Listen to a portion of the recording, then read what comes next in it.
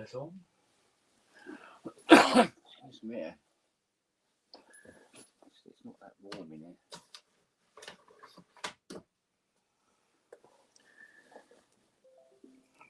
Do.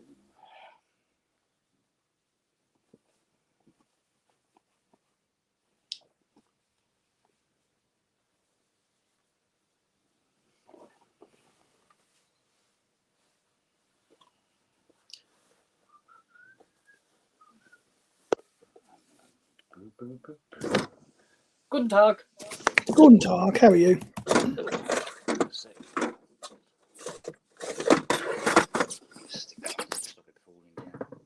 Oh, I was sick as a dog yesterday.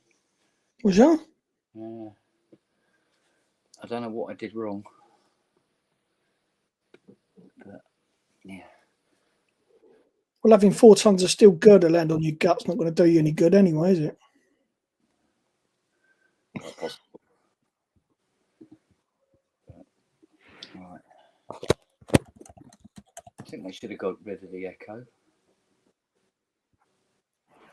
You hearing an echo? I'm not hearing one, no. I am. Could be me then. But it's coming from somewhere. No, it's coming from somewhere else. It can't be, there's only 3 of us here. 2 of us here. Oh, there is 3 of us here. What? Hello, I'm here as well. Is that better? Is this better? Hang on.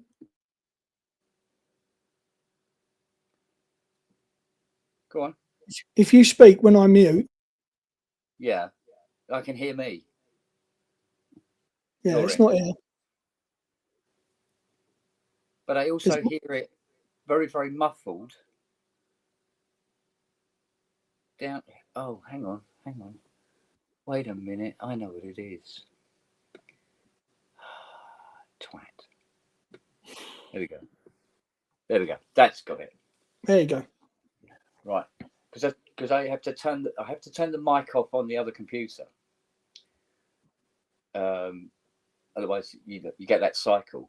But then it cycles again, and then you just get feedback.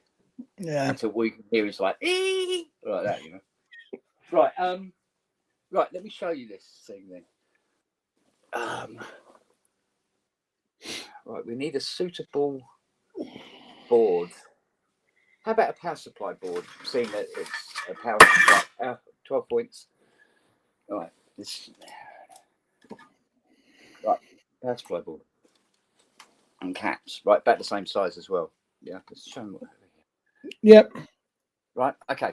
So what can happen is, because they're very large power supply caps sometimes, and they're on huge tracks on the back.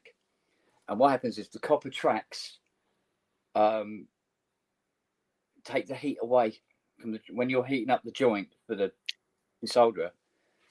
The time it takes you to put the soldering iron down and pick up your hand pump, put it on, and go. I've got a heated hand pump. You got a heated hand pump. All right. Got a heated hand pump. When you're putting a heated hand pump on, sometimes, especially with the handheld ones, don't create enough heat because the wattage isn't high enough, right? And what's happening is you're trying to melt the solder, and what's actually happening is it is kind of melting the solder, but it's also then instantly dissipating the heat along the track, right? Right. So the solder's never caught. So when you go pop, it's almost removed nothing. Yeah. Right. So here's the trick, especially if they're large caps, right? Like these ones are. And what you do is you got your soldering iron anyway, and you use the soldering iron to remove the cap, and you don't go anywhere near the soldering pump at all. Okay. Right. So what you do is this, right? Right. Find a cap. Now you got your 2 pins, and what you do is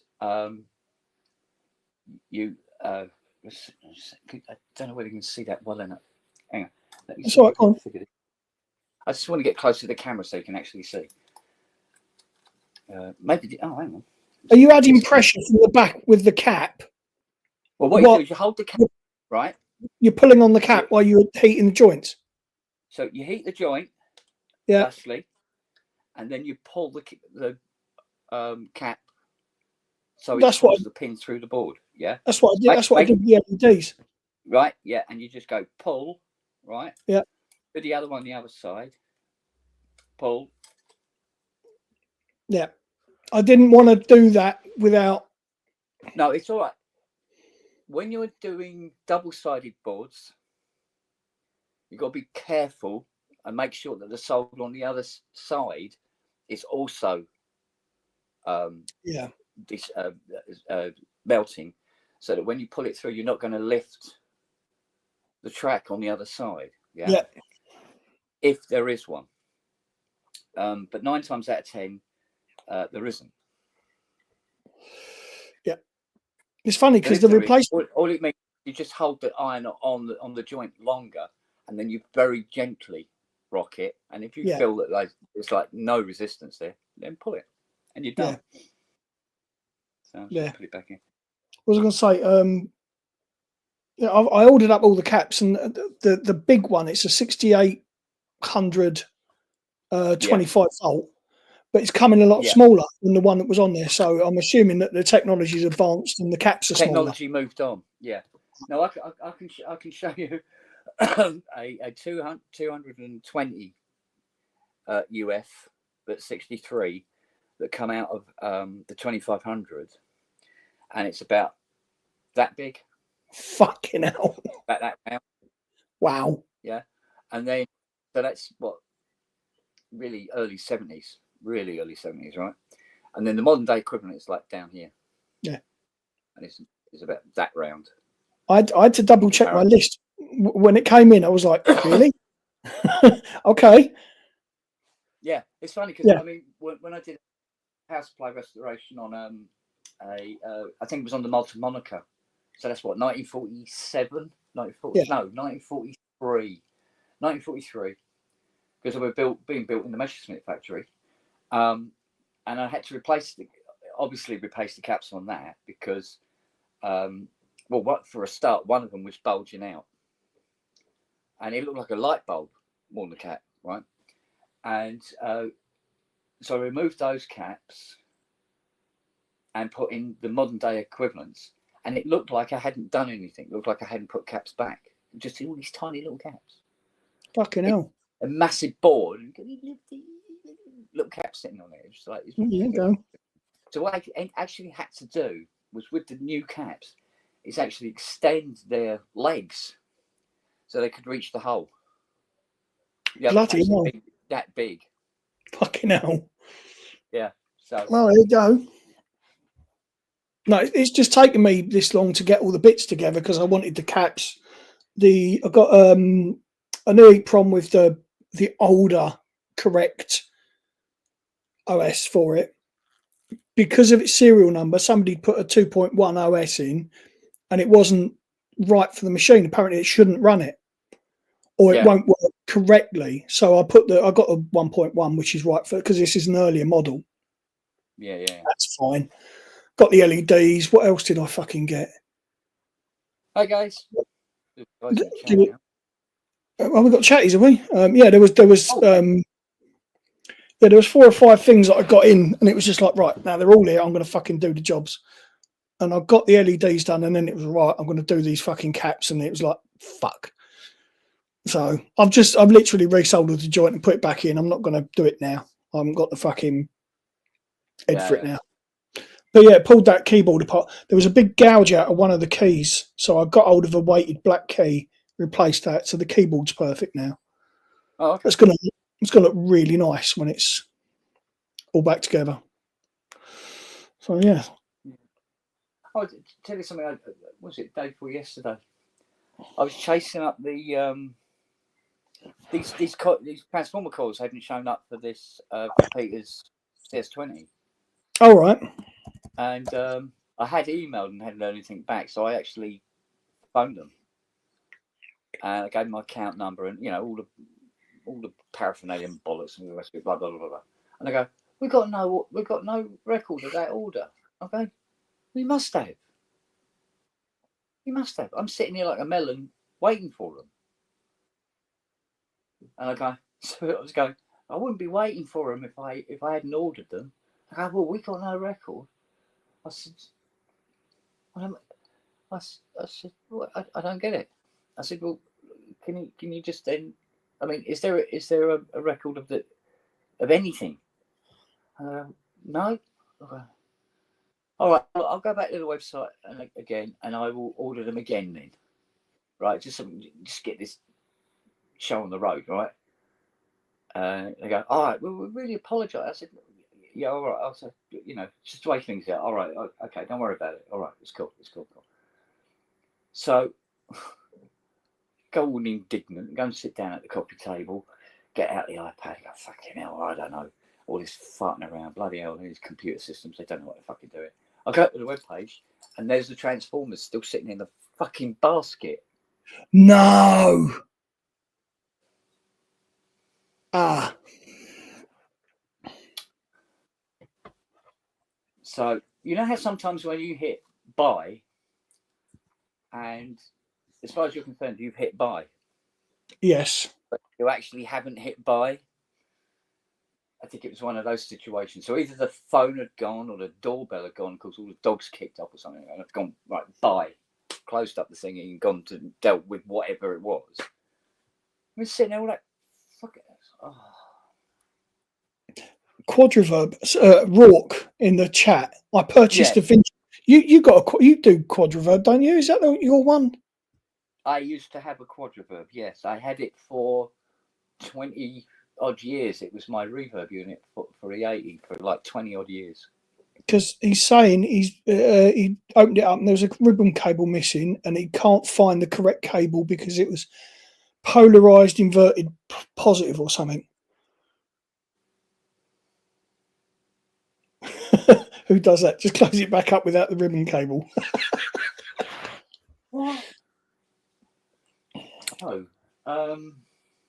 Yeah, no, going back to the basket thing, I've done that a couple of times, and so has Ohm apparently as well. Yeah, it's funny how it happens. But I'm trying to remember where my old Quadriverb actually is. Because I've had it so long, it literally became one of the family. No, honestly, sort of like have it for Christmas dinner, and at its own place. No, it was one of those things where I'd used this reverb since the dawn of time, and obviously other reverbs were coming out, and I was, looking at them longingly, but they're all really expensive. And that's the thing about the Lisa's Quadriverb, was to get that long tail, but maintain the sound quality, because I found that MIDI verbs weren't as good. The next level was like stupid fucking money. Do you know what I mean? Going up to the DCs and the RVs and stuff like that, And I go, well, I can't afford $4,000 for a fucking reverb unit, that's for sure. So it's stuck around, and it really, really did sort of did thousands and thousands of hours with her. And it was down in the workshop here for a while, where it became the workshop reverb. So like when I'm testing an 80, I put it on the setting that I always have for the 80s. And when I play the 80s with the reverb, obviously it's much more pleasant to the ear than playing an 80, naked. Yeah. But also my ear is going, yeah, those cards are balanced. Yeah, that's the right tone and all that sort of thing, because I know the tone. Yeah. With what got stuck on the head. But of course, with the plugins come along, the things like Eventide's Black Hole, and even the RAM that comes with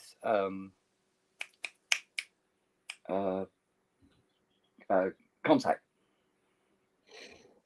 They've got this RAM. It's very, very straightforward reverb, but it's got a lovely, lovely tone. And I use that. Yeah, I use that a lot. So it meant that the Quadriverb didn't have to. She could go into retirement. Yeah. Get a little cottage out in the garden somewhere.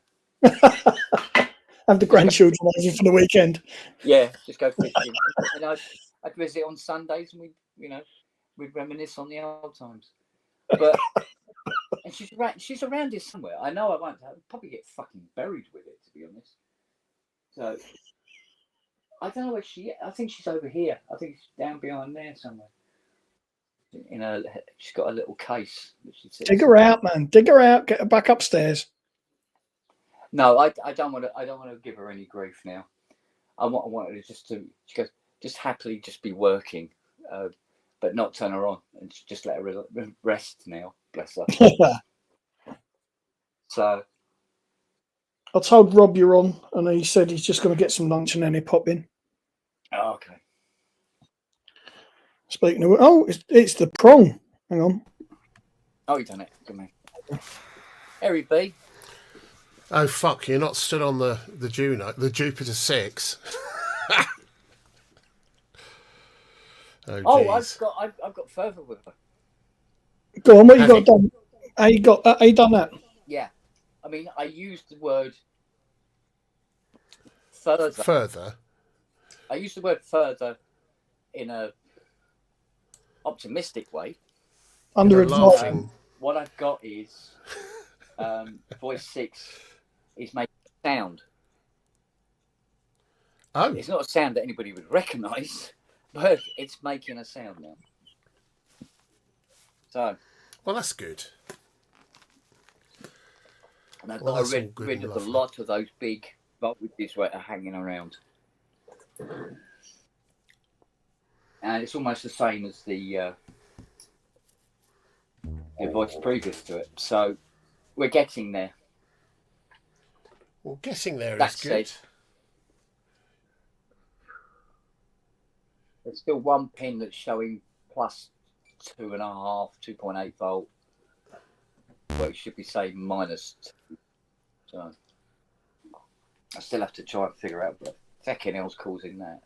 It's those custom resistor packs that they have on them. Pain in the ass.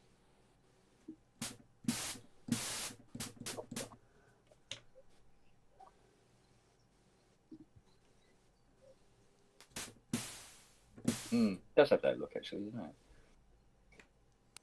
Oh, my bloody head. So, yeah. So, I was very, very sick yesterday.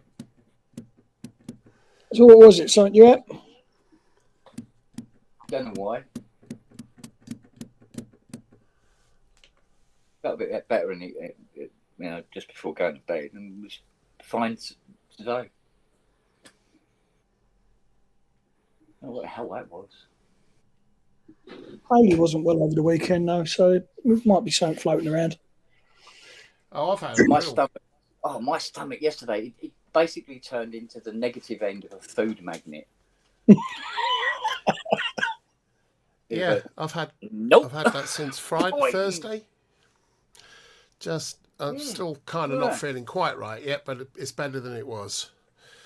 Yeah. Yes. I probably caught a virus off the internet. What? Excuse, I don't know whether you can see this, but look at that dog.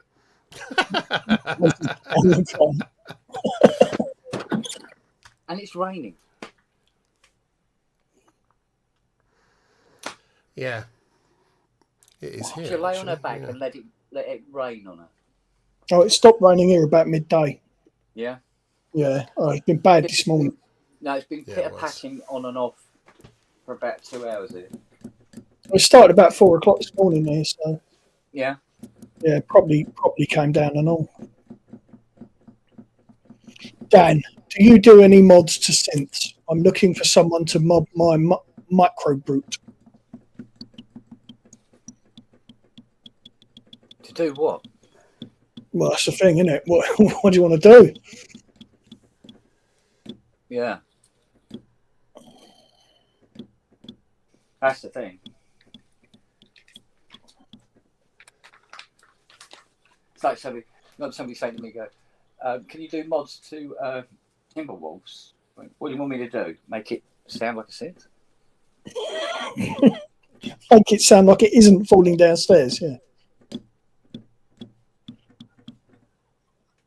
Yeah, what was that fucking thing they had on PSN last week? What was that? That thing just sounded like two robots having sex in a tumble dryer. What the fuck Was it the Programmer 9000 or whatever it was? I go, what the fuck? I tell you what, if I turned on a keyboard in here and it was doing that, and I go, mate, this is going to cost a fortune to put right. That's what I can imagine a robot would sound like having a nightmare.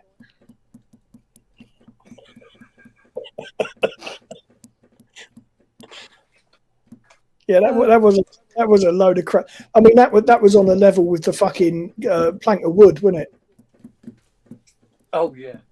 Fucking I had no USB cable handy, unfortunately, to hang myself with. Oh, hi, Prometheus is in the chat. I haven't seen you, mate, for a long while. Mate. Mr. M. I think at some point I completely and totally accidentally banned him. Really? Really? If I remember rightly. Oh, well, he's back now. That's the main I think what it was, I was like, I was selecting him to show his message on the screen. Yeah. And I clicked on the thing, and I must have somehow, Yes, because if you hit the three buttons, you can delete comment, put user in timeout, or ban them completely. Yeah, and because the thing is, I use that trackpad on the Big Mac, and the thing is, I don't really like it very much because on that big monitor I've got a sweep to get the other side of the fucking monitor, you know. Yeah. And and the other goes, well, why don't you use a mouse? I go, because there is nowhere on the desk where I can use a mouse. It's Mr. in Watford. Have I got audio? You have. You're wearing orange. That's unusual. I know. That's a surprise for Keith, isn't it?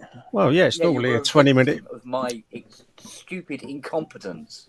It's usually a battle of finding out whether I've got to go through Focusrite and Cubase to get audio, but yay. He's here. He's cooking. Absolutely. You realise I'm going to miss lunch now, don't you? Oh, no. Trapped upstairs. What the hell happened there? Yeah, you keep freezing, Kemp. Oh, yeah, he's fucking signals crap today. I think this is breaking up here.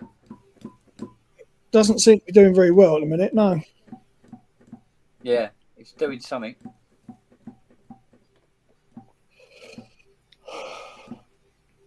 What happened to that Wi-Fi extender thing you got? It's up there. It worked for a while. Right. It's up there doing a bit. I mean, it's hard. It's now hardwired from the. Yeah. It's now hardwired from the hub in the front room all the way behind the 80 there. You didn't get him a pay-per-view one, did you, Matt? And he's not putting their shilling in the meter every time. Shitting in the meter. The view of the keyboard is perfect. The keyboard one is working fine. It's the one that's on your face, Kent, that isn't.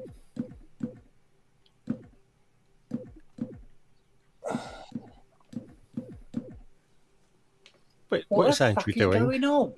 What's Andrew doing? I don't think he knows.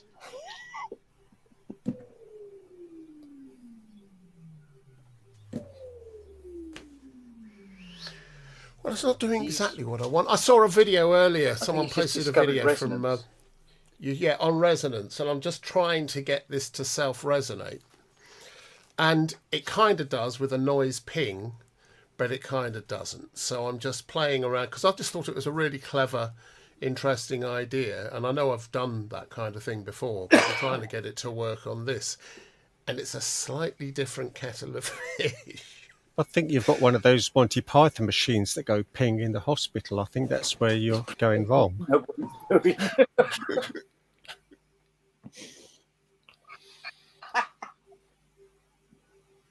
Kent's gone. You've done him. You've done him. Beautiful. Yeah, I love that. So he's pretending to know what he's doing. That tickled me. Oh, bollocks. Oh. I think I'm going to start that Steve Winwood 80 today. No, I'm not. Yeah, that's my day sorted. Is that still on a long-winded wiring looking at jobby, or? That one? No, that should be nice and straightforward, actually. Okay. Be pretty straightforward. The only thing they're really, really concerned about is this horrible scratch on the right across all the black keys on the keyboard. But I think that might take it out. We'll see. But although I don't feel ill today, I don't feel like doing anything either. In the same breath.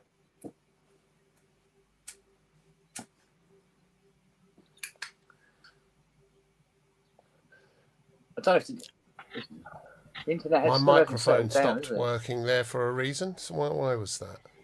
Oh, because I got it too hot, I think. Let's try that. Turn the gas down. Is that any better? Sounds good here. Turn the gas down. Yeah. Gas mark 2. Not John Christie.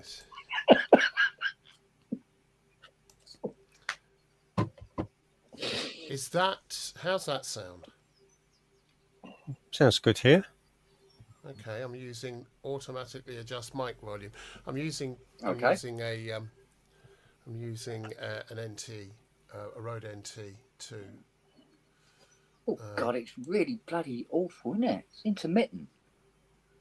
What? The internet connection. It won't settle down at all. Is Fiona doing anything heavy duty up at the house? Yeah, she's having a shower.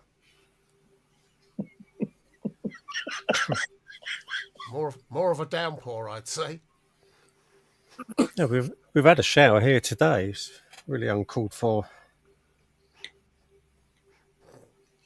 More of a deluge. An absolute shower. Absolute shower. Absolute shower. Oh, what a shower! I took the wing off the Muzzy. Deliberately or? Yeah, deliberately. Are we talking P51 here or Mac 2? Prometheus. I said, is she doing anything particularly heavy up at the house? And he's put in the fucking chat.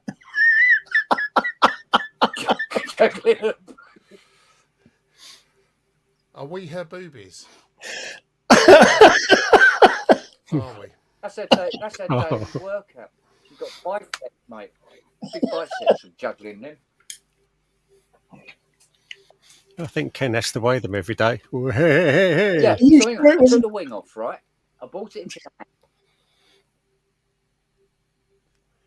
And I stood the wing up, right? Upright. I'm standing beside it, and I have to look up to the end of the wing. Fucking hell. It's over 6 foot long, front wing. Fuck. That always fascinates me about the Mac ones is it takes a couple of days to walk down the length of the front wing, a couple of days to walk down the door, and then it takes about 3 days to walk down the rear quarter before you get to see the rear bumper. Yeah. They're absolutely huge. It's like you take a Mac 1 you take a Mac 1 into a petrol station, and then you have to get some provisions together because you're going to walk to the back of the car to where you put the petrol in. And you've got to make the long trek to the end of the car. Thing is, Kent's only 4 inches. And by the time you get there, the price of petrol's gone up. Whenever I go up to Kent's, I always have to go a day early because I've got to walk past the fucking Muzzy. You can probably see it because I've got it standing up on the decking. I don't know. Can you let's have a look. Can you see it there? No. Because your signal's really... No, I can't see it. You're pointing it towards a pile of crap in the corner. No, you see the back door at the house? Well, sort of. Where is it? It's not a great picture, is it? Swing it the other way, mate. Swing it the other way. Other way. There you go. See it? Yeah. Yeah, fucking hell, it isn't, isn't it? The back door? Yeah. Yeah. Wow. Yeah, it's fucking huge. Charlie. What is up with the internet today? It's the weather. Exactly. It's like a video from YouTube 2007.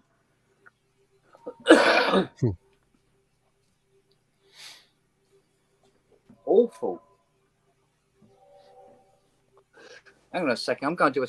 Hang on. Having trouble connecting. Fucking hell. Internet connection. Kent's substituted his fucking iPad for a potato. For a potato. Hey, don't know if you've ever heard of this before.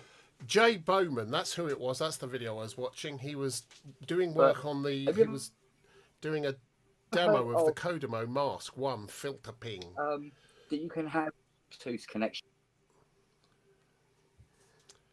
Right, say that again. It broke up completely. Did it? Hang on. No, you were fine, Andrew. Are you talking about the one that was posted up on the Post Internet Network page? Awful. Yeah. So that's Jay Bowman. I haven't watched it yet. And it's a brilliant demo, not just of the Kodomo Mask, but of the thinking behind sound design. He doesn't do it intentionally, but it's freaking brilliant. And it got me thinking, and I'm just trying it out with lots of different things. The Kodomo has a particularly resonant ringing filter, so it goes into self-oscillation and doesn't decay without. So this one almost exclusively follows the envelopes. It's very odd. It's very, very odd. So I'm just trying to work out how best to do this. Yeah, I think Robbie needs to get his one out more, doesn't he? I beg your pardon? Kodomo Mask 1. Oh, right. What, he wears a mask when he's getting it out, does he? I presume so. Yeah. That's because he doesn't want to embarrass the rest of us. That's what it is. So I hear. Yeah.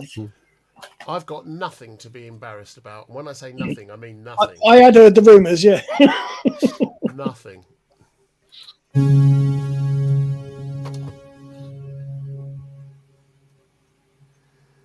They call me Quantum Cock. And I think Kent's going to have to go and reboot his router because it's just not doing anything. Yeah, it's a bit broke. So what has he got on the floor there? Gibbet 6, isn't it? Oh, he's got a bit of carpet.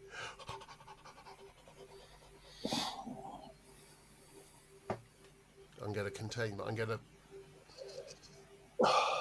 restrain my urges. Oh, it's Peter. Hello, mate. He's in the chat. Peter James Stephen. Yeah, it's raining here. Well, actually, is it? Let's have a look. It has been all day. Well, it stopped here about midday. Oh, it's getting brighter now. It's yeah. all nice. Hello. Yeah, it stopped here. There we go. Yeah, it's getting all bright and lovely again here.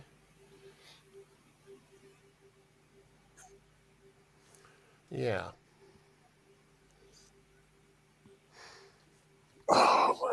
So if it's Peter's way, then it must be coming our way.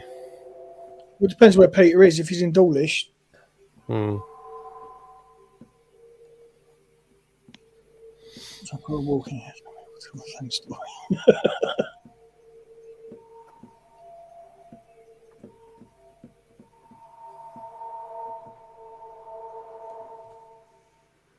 Weird. Oh, because... Right, okay. Let's get rid of that.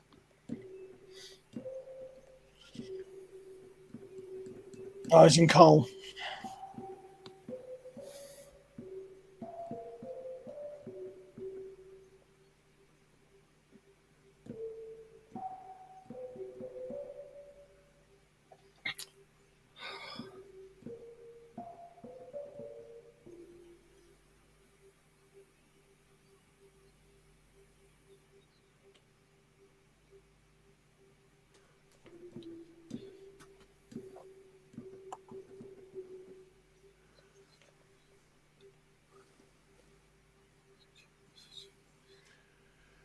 So the amplitude is affecting the pitch as well. Hello, Kent. You're back again.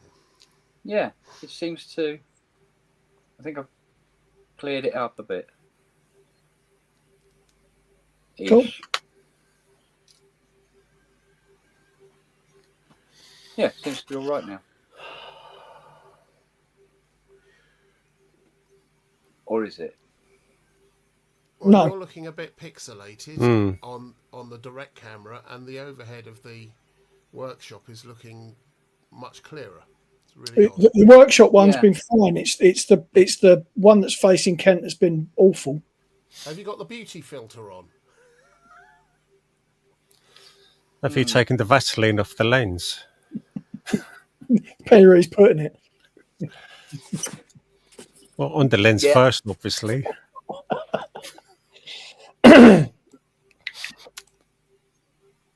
Well, if I put it on the lens, that would explain the carpet burns.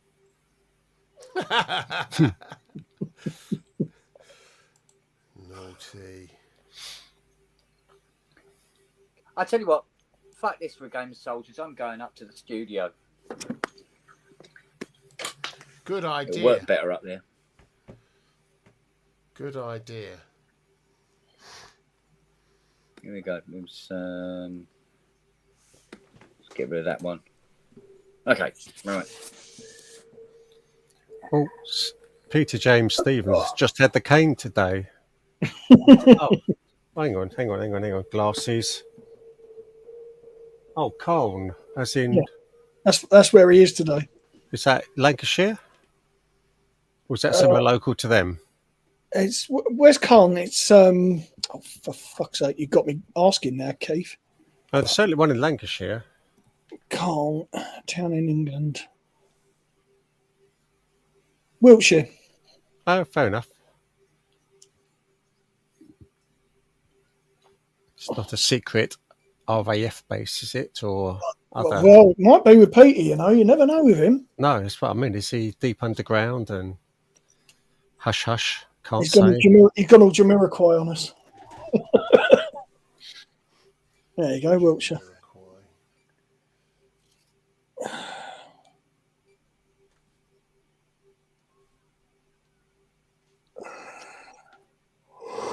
Oh, excuse me.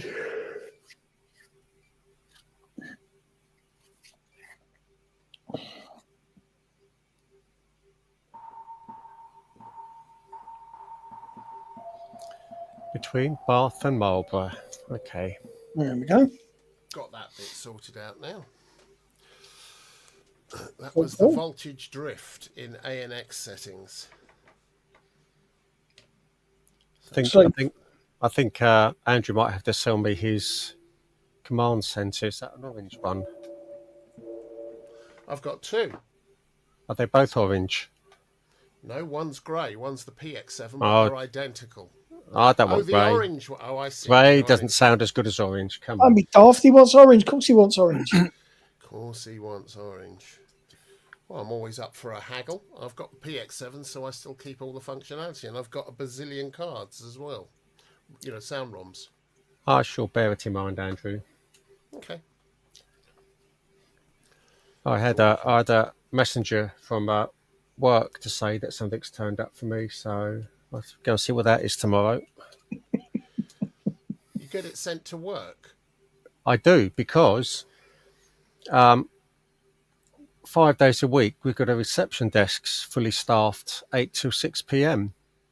And as most couriers will obviously prefer to deliver weekdays, then 99% of my stuff turns up when it says they're going to. and and in a place that they're going to be able to find relatively easily. Yeah, and safely. Yeah, and the girls on the desk just know if it's big, they just ring me and say, "Come and get this parcel." If it's small, then staff wandering by will often say, "Is that for Keith?" Yeah, I'm going past there. Drop it in the office. Bloody great box turns up. Fucking hell, Keith! I remember when they delivered this, the delivery driver was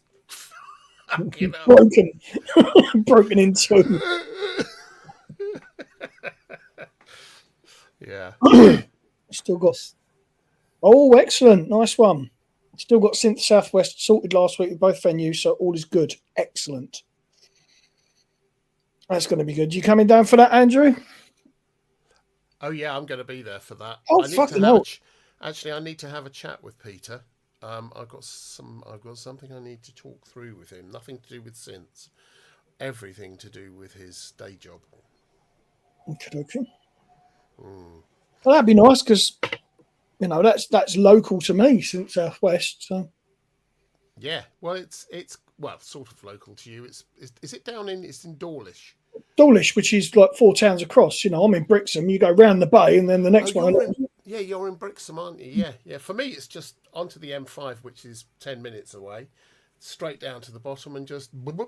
Dawlish is about 45 minutes from here, so. Yeah, it's about an hour and a half from here.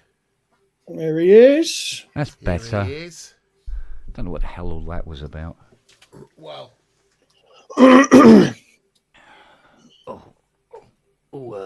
Yeah, we're going to have to work out how we live stream Kent to that, I think. What's that? Synth Southwest, when we do that PSN show next year. Oh, right, yeah. Yeah. Might just set an iMac up in the corner and fucking... I just have a monitor by the door with me going, what are you doing here? You won't invite. Fuck off. Move on. Go on in. The good stuff's at the back. Oh, can you imagine we have a group photo with Kent on a screen in the middle? Yeah, we do that. Using an old broom on a roller skate. And what we need to do, right, is get a group photo but have a space in the middle and then Photoshop you into it. That would be the one to do it. Oh, okay. I think. I don't know. Yeah, it'd be good. It'd be nice to have one down it, like further west than Bristronica, Yeah. Is that Whoops I see in the chat? Oh, hi. Mm-hmm.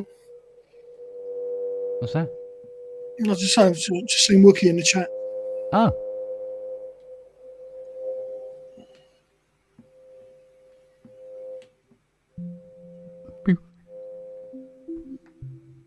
Nothing switched on, Kent. I think it is. PB?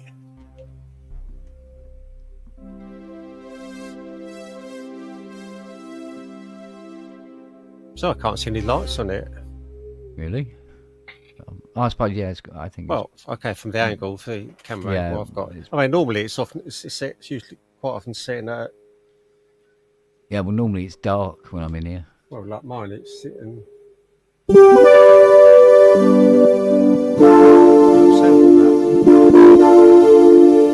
Distorting. Very Bit down. hot. Huh? Bit hot. Yes, that's right. I weren't going to go there. I'll just leave it alone.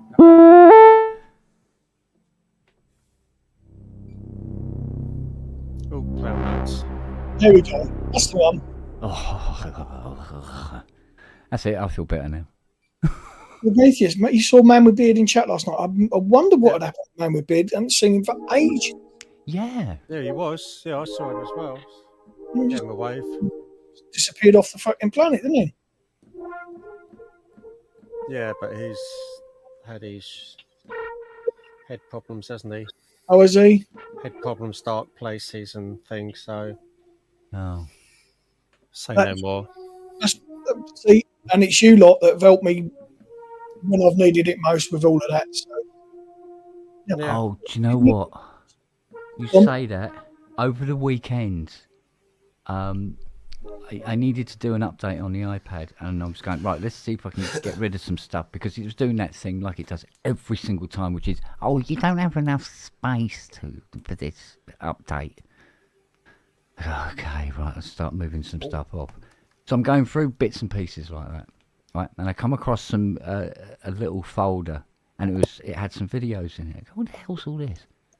And I had a look through it, and what it was, there was a point where they the social services wanted some video of mum's behaviour to ascertain whether she was eligible for some sort of grant or some sort of benefit or something like that. Which in the end we just gave up. It's just like, look, forget it. We'll take care of her. Like, yeah.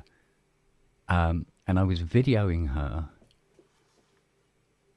in the kitchen, and I had some tools on the kitchen counter next to the microwave. And I watched this video, and it was so fucking heartbreaking. And it's only when you see the video that you get an idea of just how awful a fucking disease it is. Because you hear about people get put into prison, they're locked into solitary confinement, mistreated. Fucking walk in a park compared to what this disease does to a person. It's unbelievable. I was watching it and oh man, they brought it all back. And I said to Fiona, I said, do you remember this? And she watched it for about 4 seconds, burst into tears, and she's going, oh, for fuck's sake. I went, yeah, I know. And she's there, she's counting things. And there was a hacksaw. And she's tapping it like this, and tap, tap, tap, tap, tap. And then starts running her finger along the top edge of the saw. Not the actual blade, but the orange bit. And she's this. And then she's counting between things. And then as soon as she's lost interest, and she sort of she looks up at me, because I was standing about 3 feet away from her with the iPad. And she looks at you, and there's nobody there, Anyway, she got bored with this, and goes back to counting her fingers again. And that's it, and then shuffles off, walks past me like I'm not there, into the front room, goes, sits down, looking out the window, but she's not looking out the window, and carries on counting. I go, fucking hell. So when you get somebody coming to the door going, do you believe in the power of God? And you go, fuck off. Your God's a cunt. Fuck off. Do you want to know something? It was about 2 weeks after Marshall passed last year.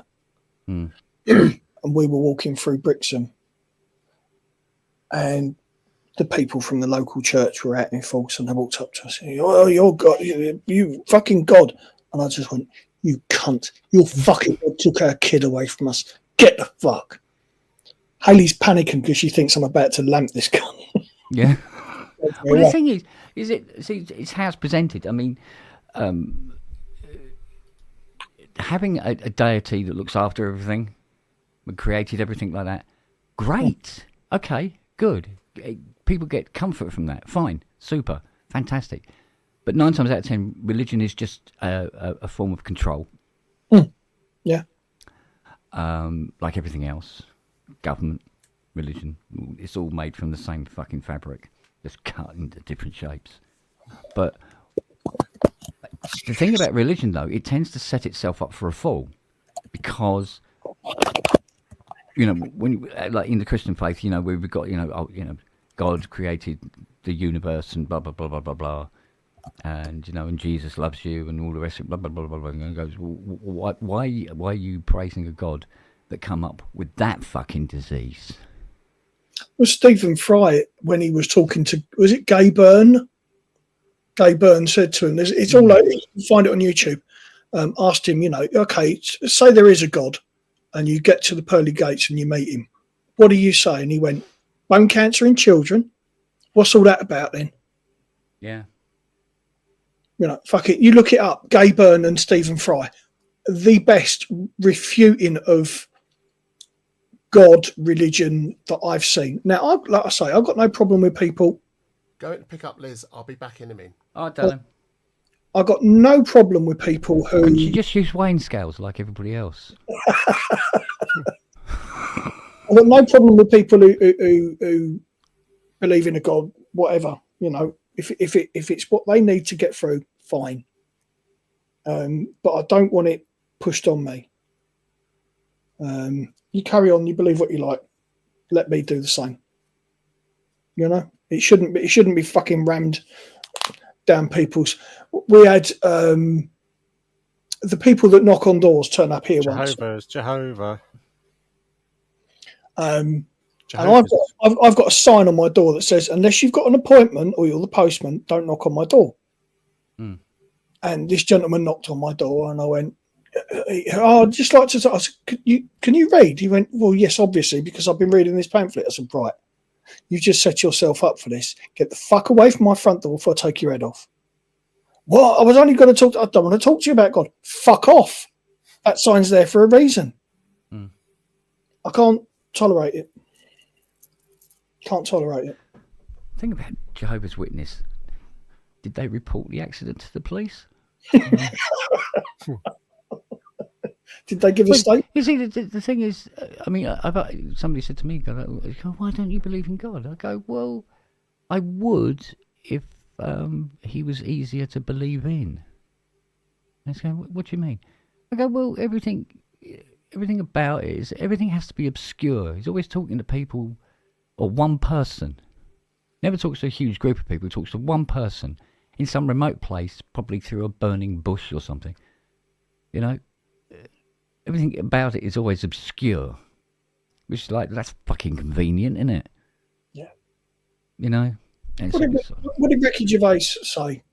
Somebody said to him, why are you an atheist? He said, well, if you think about it, he said, there's approximately 3,000 gods. He says, you believe in the Christian God, yes? And the guy went, yeah. He said, yeah. Well, you're denying one less God than me. Yeah. He said, I deny 3,000, you deny 2,999. And it's funny how you're always born into the country and the religion of the true one. How lucky is that? Isn't it just? But he then came up with the greatest, a really beautiful refuting of it all. He said, if you burned all the books, all the literature, everything, he said, in 1,000 years, he said, religion might come back, but it wouldn't be the same. The stories wouldn't be the same. He said, word of mouth would change it. It would be adapted and altered. He says, science, mathematics, all that stuff would be exactly the same because 2 + 2 will always equal 4. And all the stuff that's been scientifically proven will always be the same because it can be repeated. Mm. That was, I love all that. Look, I grew up in a Christian family. I went to church, did a lot of church stuff when I was younger, a lot younger. Went through the whole spiritualist thing not so long ago. And again, for a while it helped and then it didn't. So yeah, it's just, yeah. I think a lot of people need it as a crutch to keep them going. Yeah. Something to blame. Yeah. I mean, the weird thing is, if something wonderful happens, oh, God is good. If something shit happens, God moves in mysterious ways. Yeah. That's just a cop-out. Yeah. That's a cop-out. Or they have the devil. They go, oh, this was the devil's work. They go, well, if God's so all powerful, all everything, how come he can be beaten by some ugly dude who fucking just sits in a bonfire all day? Think about it. All the hookers and drugs and fucking liars and cheats are going to be down there anyway. That's where you want to be with all the drugs and the fucking hookers, isn't it? Downstairs, you won't be going upstairs where there's fucking nothing like that. Yeah, but that's why you get cults where they all just live in a small community or whatever, and they all believe in the same thing, whether it's a religious thing or not, and therefore probably the the cheating and stealing and lying and the monetary are probably not part of it up to a point, so that they can all live in their communities. But it's when they, there's too many people on the planet, in the country, in the town that you live in, that it's never going to work, is it? I've seen some of the most amazing people come from places you wouldn't expect, fucking bikers and stuff like that. And some of the worst liars and cheats on the planet I've seen sitting in a church on a Sunday. Yeah. Well, I've always said the most unchristian people are actually the Christians that go to church, because you try and park. So say you try and park outside a church on a Sunday, someone's going to come out and say you can't park. If you're going to walk into the church, probably fine, but any other reason, I've seen people come out of churches and go, you can't park there, and you go, what? And they go, well, you're going to church? You go, no. They go, oh, you can't park there. Well, don't see that as a Christian act. No. I live by one rule. I don't give a fuck what colour your skin is. I don't give a shit who you sleep with, and I don't give a toss what God you worship. Be nice. Be nice. That's all you got to do. That's it. Yeah, and if you're nice to me, I'll be nice to you. If you treat me like an arsehole, I'll be a fucking arsehole back. But otherwise, just be nice. It's the only way to live. Only way to live. Yeah. Yeah. It's a just war. God is on our side. Yeah. Okay, mate. Yeah. Or any other deity you choose to prescribe to. Yeah. Mind you, I'll tell you what, when somebody said, Jesus stood out from all the others, they go, yeah, he was probably the whitest guy in fucking North Africa. Well, according to the religion it is, but he was black, wasn't he? Jesus would have been, dark-skinned. Yeah. Fucking hate that. So it's all like, okay. There's some Palestinian guy going, dude, you are white. You know that. Man. Oh, dear. Biggest load of bollocks on the planet. And the Catholic Church is one of it is the most powerful and richest organisation on the planet, isn't it? But how far are the Jews behind that? I have no idea. Well, I'm sure they're up there. I mean, I don't know. I think it's difficult. The only opinion we can really form of that is from being in this country and not see the rest of the world, to know just how big Christianity is outside the UK. Yeah. Because, in this country, your main monetary representation of Christianity will be a church building. And obviously they go from a small village church up to a cathedral. Yeah. And there's been a lot of money invested in that over the years.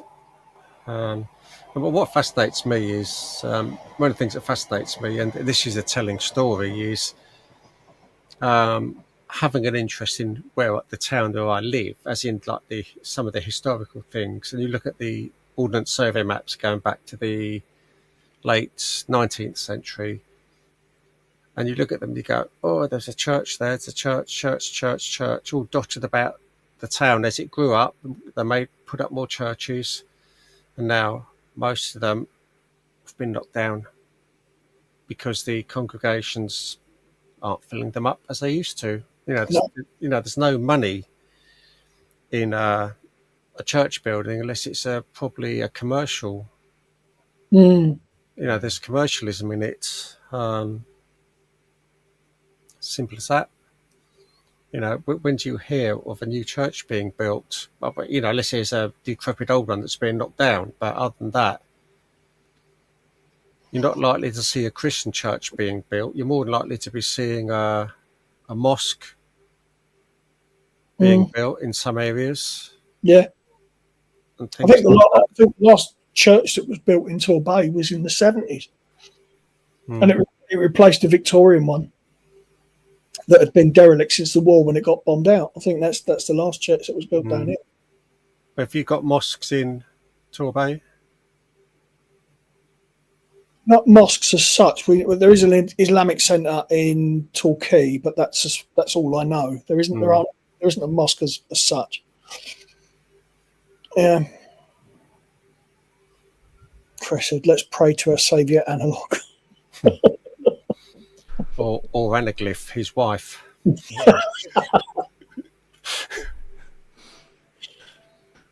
Who planted 2 crops next to each other and therefore must die.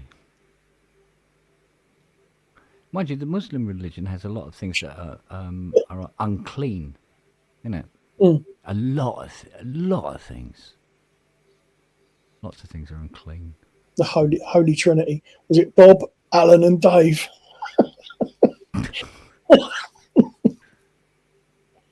It's a mosquito, a small mosque. Oh my God, I'm grown. No, it's a flying mosque. Oh God. Let's swerve this one because we could end up in a lot of trouble. You haven't insulted anyone? No, that's true. It's true. Yet. Be careful. Well, give it a little while. Yeah. Okay, where did today's pub go? It got called. Yeah. So how exactly did the Third World War start, Daddy? Well. Spoken to Ty recently, Kent? No. Okay. Tried to. He's phoned me several times and I haven't been near the phone, and I've phoned him several times and he hasn't been near his phone. Okay. And every now and again we have this, and I don't know why, but just every now and again we constantly miss each other for about 4 or 5 days. I'll tell you what's happened. It's not remodelling the garden that Pip has been doing. She buried him. That's what's happened. I was going to comment on that because she put up a load of pictures about how she's been doing bits in their garden. Yeah. And I was going to say, so where's his grave then? I just see his arse sticking out of the ground. Because she's got to have somewhere to park. I need somewhere to park my bike. Yeah.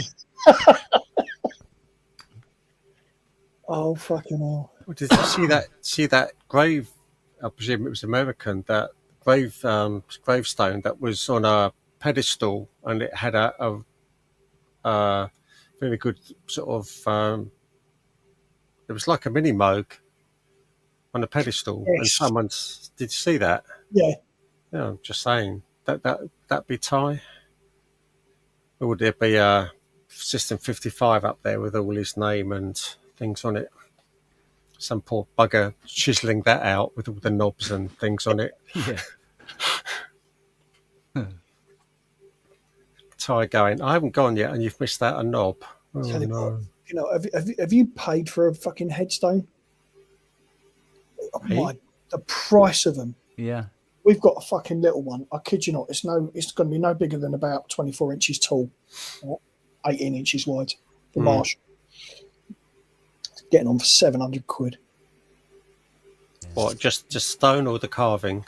The stone, the carving, all of it. Yeah. But fucking yeah, 700 quid. It's like what?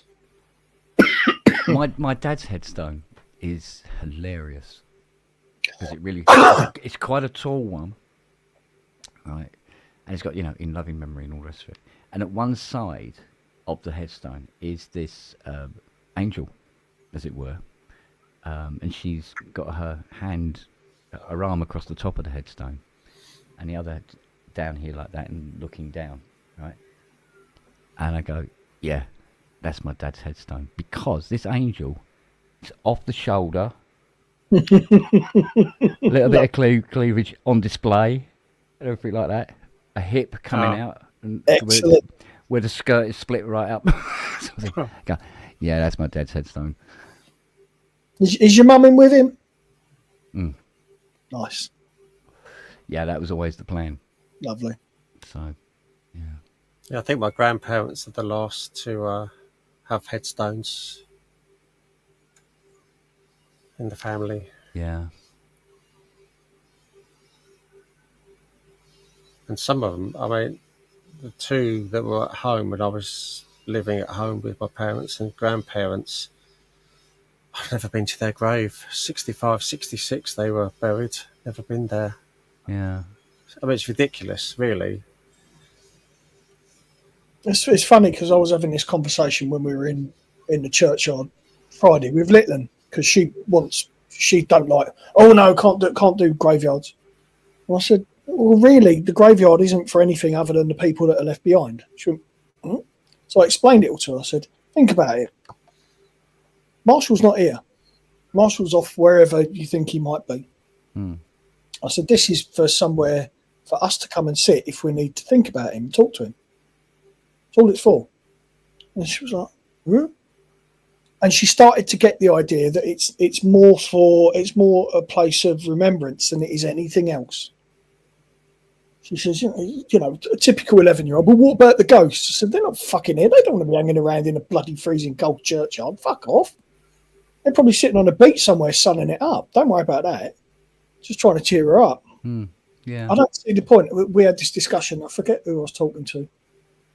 My plan is that when my time comes, they're going to pick me up from the hospital, cremate me, and then deliver the ashes back to Haley. And then there'll be a piss up at some point in the future after that.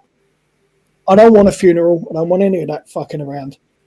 No, there's no point. There's no point. Waste of time. I won't care, and let them remember me in the way that they want. I don't want no big fucking religious bullshit going on. Well, I was thinking of a natural burial. Yeah. It's a burial all the same, but you just, the sites that I've seen are just green fields, if you like. No headstones. Got one in Torbay. Yeah. My mate was buried in one 3 or 4 years ago. A beautiful place. Absolutely beautiful place. Yeah, it's a nice idea, but it's not what I want. I don't want any fucking. I don't want any more stress on who's left behind than needs to be. Yeah. How the fuck did we go down this road? Come on, Ken, play something. Cheer us up. I don't know. You can't be bothered. I don't have enough keyboards in here. Oh, mate. So have you put your 80 back together yet, Kent? You won. This puppy? Yeah, I haven't put the ribbon controller back in. No, so I mean, it's not all together yet. Okay. No. So what have you got down Stevie's one wrong with it? Apparently there's nothing wrong with it. It just needs restoring. Although, if I had £1 for every time I've had somebody say there's nothing wrong with it, I wouldn't have to work, actually. Or you just start at 2K parts of labour and go up. Yeah, as we find various things wrong. Because exactly. It's always the same. It's always, they go, oh no, it all works. Yeah, apart from this voice card where one of the filters doesn't work. And this voice here where the VCO doesn't work, but you think it's working because you're hearing one on the other bank. It's because they've got used to it as things have started to fail. Yeah, or it hasn't been turned on for 12 years, that kind of thing. But the last time it was on, it was all working, so it must be fine, kind of scenario. So I'm never surprised when I end up having to put, 600 or 700 quid's worth of custom chips into something that was working fine. Exactly. So it's part of the course. So, but it should be a relatively quick job, to be honest. Mainly because I have all the parts. I know what I'm doing. It's literally there's not much difference between restoring a CS80 and having a nice, quiet lie down watching a game of rugby. It's pretty much the same kind of thing. And there is coffee involved, obviously. So it's a nice job to do. Whereas the other ones that are in that workshop are going to be the death of me at this rate. But it is getting to the point where I'm actually considering just handing some of these back. No. Go away.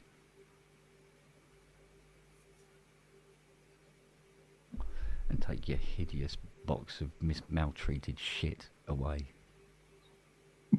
Because that Profit 5, oi. You know, it's sat in a damp basement for, 30 years. Oh, nice. And the reason was it fucking blown up in the first place, and it was put down there, and they never got around to getting anything done. Now he wants it all restored because now they're worth money, and there's just so much wrong with it. It's just ridiculous. Although I've got it firing up, I got it auto-tuning, I got a display now, I can select all the front panel controls, but the analog side of the on the digital board where they got the DAC, it's just a jumbled mess of data. It's a horrible mess.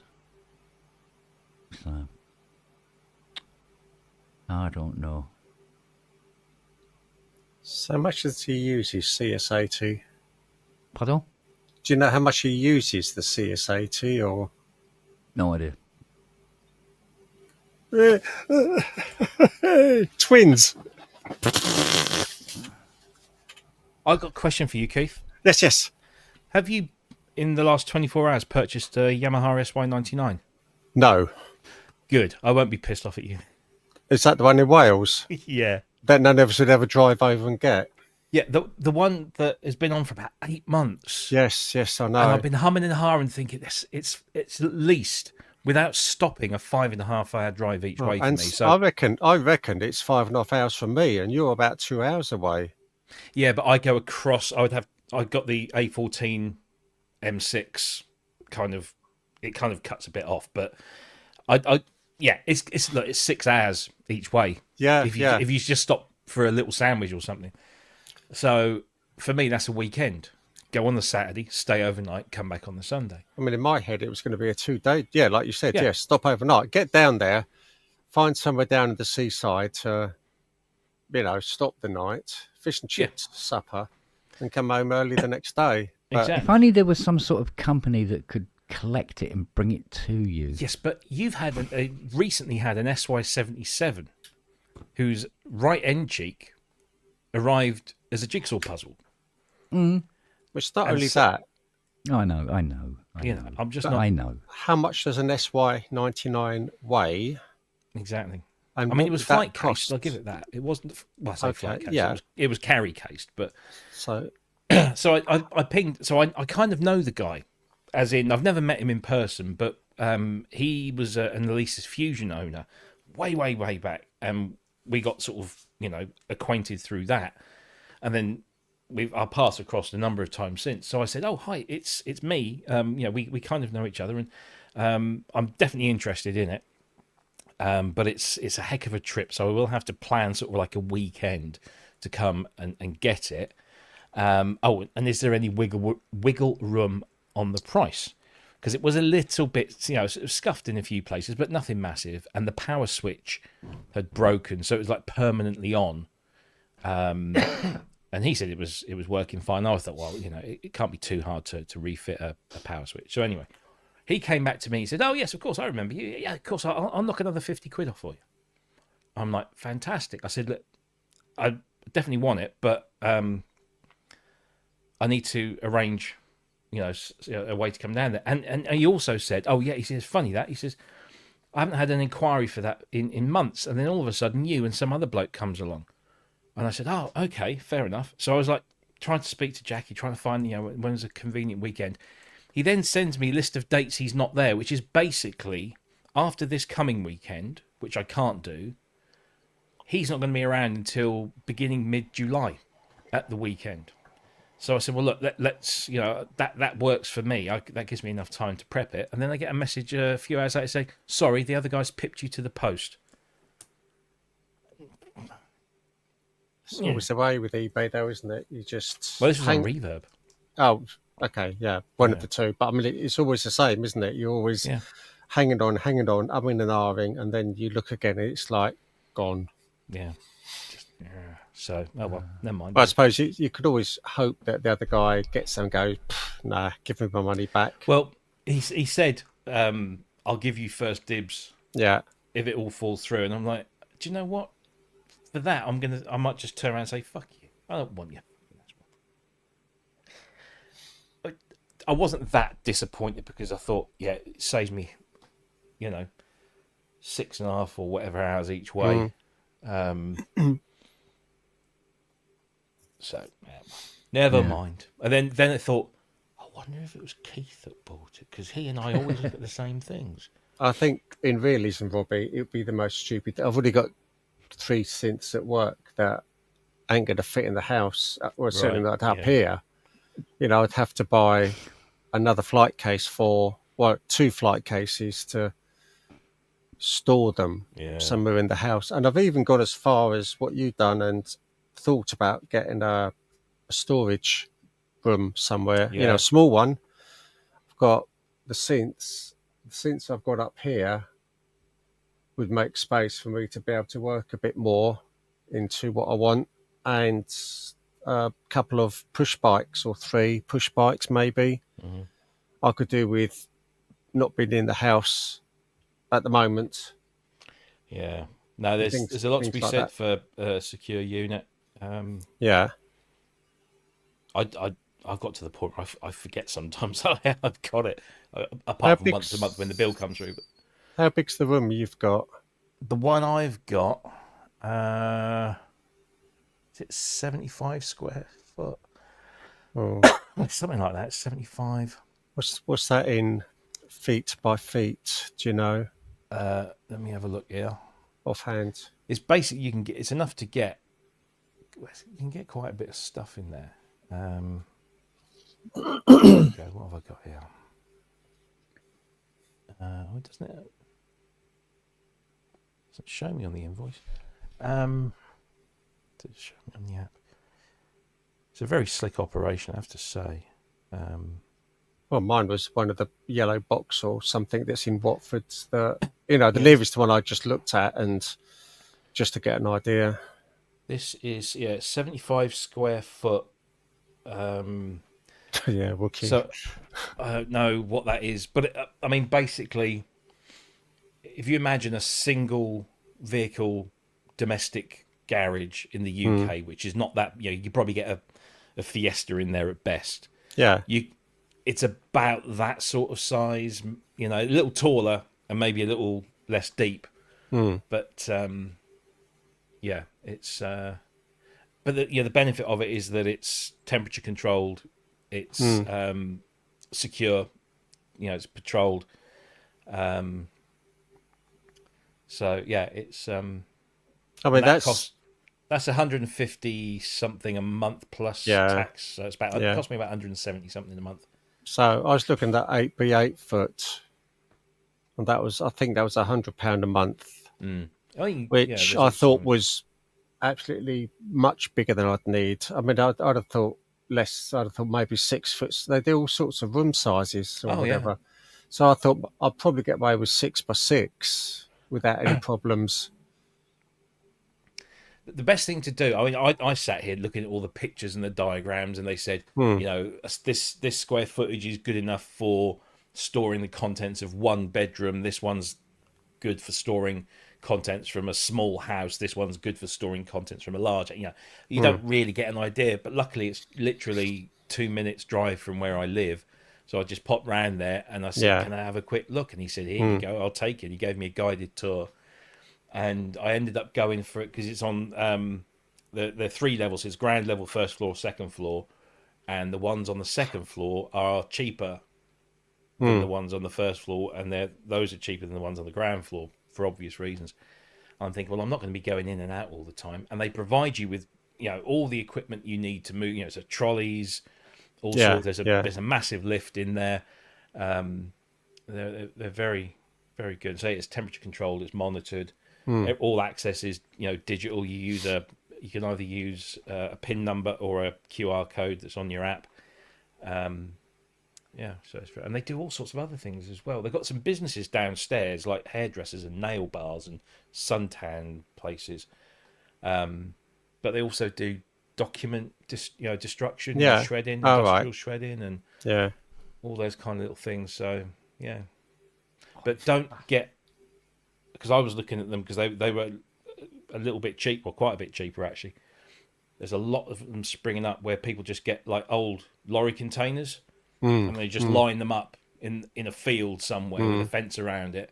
Yeah. But they're not temperature controlled, so anything there will get, sort of damp and moist and not very good. So I've got friends down in Somerset who run 2 businesses on the site, and one of it's haulage, and the other is that container storage. And a few years ago, they got done over one night.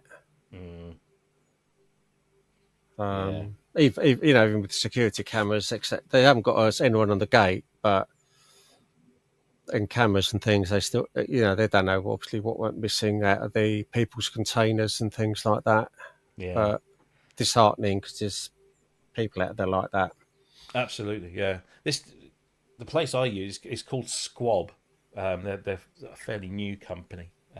You'd like them. Their company corporate colours are orange. I just see that coming. There you go. But it's like there's a double entry. So when you want to go in, yeah. That was quick. If you're of that persuasion. Yeah. So you've got a big motorised door. Yeah. And then once you're in that, then you've got to go into another door, and you have to see that they're both securely locked and everything. So you have to unlock those digitally. And then when you get in there, because it knows who's just come in the front, it then knows. Yeah, it knows. He's unstoppable now. It knows that I, say, for example, have gone in, and it knows what unit I'm in, and if the owner of the renter of the unit isn't in the building, and then that door of the unit is opened, it sets all the alarms off. Yeah. So it disables the alarm on your unit only when you go in there. So there's all these different levels of security, and there's cameras everywhere, and it's patrolled at night, and it's on its dedicated site. Yeah. It's I'm pretty confident it'll be all right, but. Yeah, but it's nice. It's all temperature controlled, and I think I've really got to give it a look, because come the end of the year, I won't have a job. I'll be out. You won't have your secret stash, will you?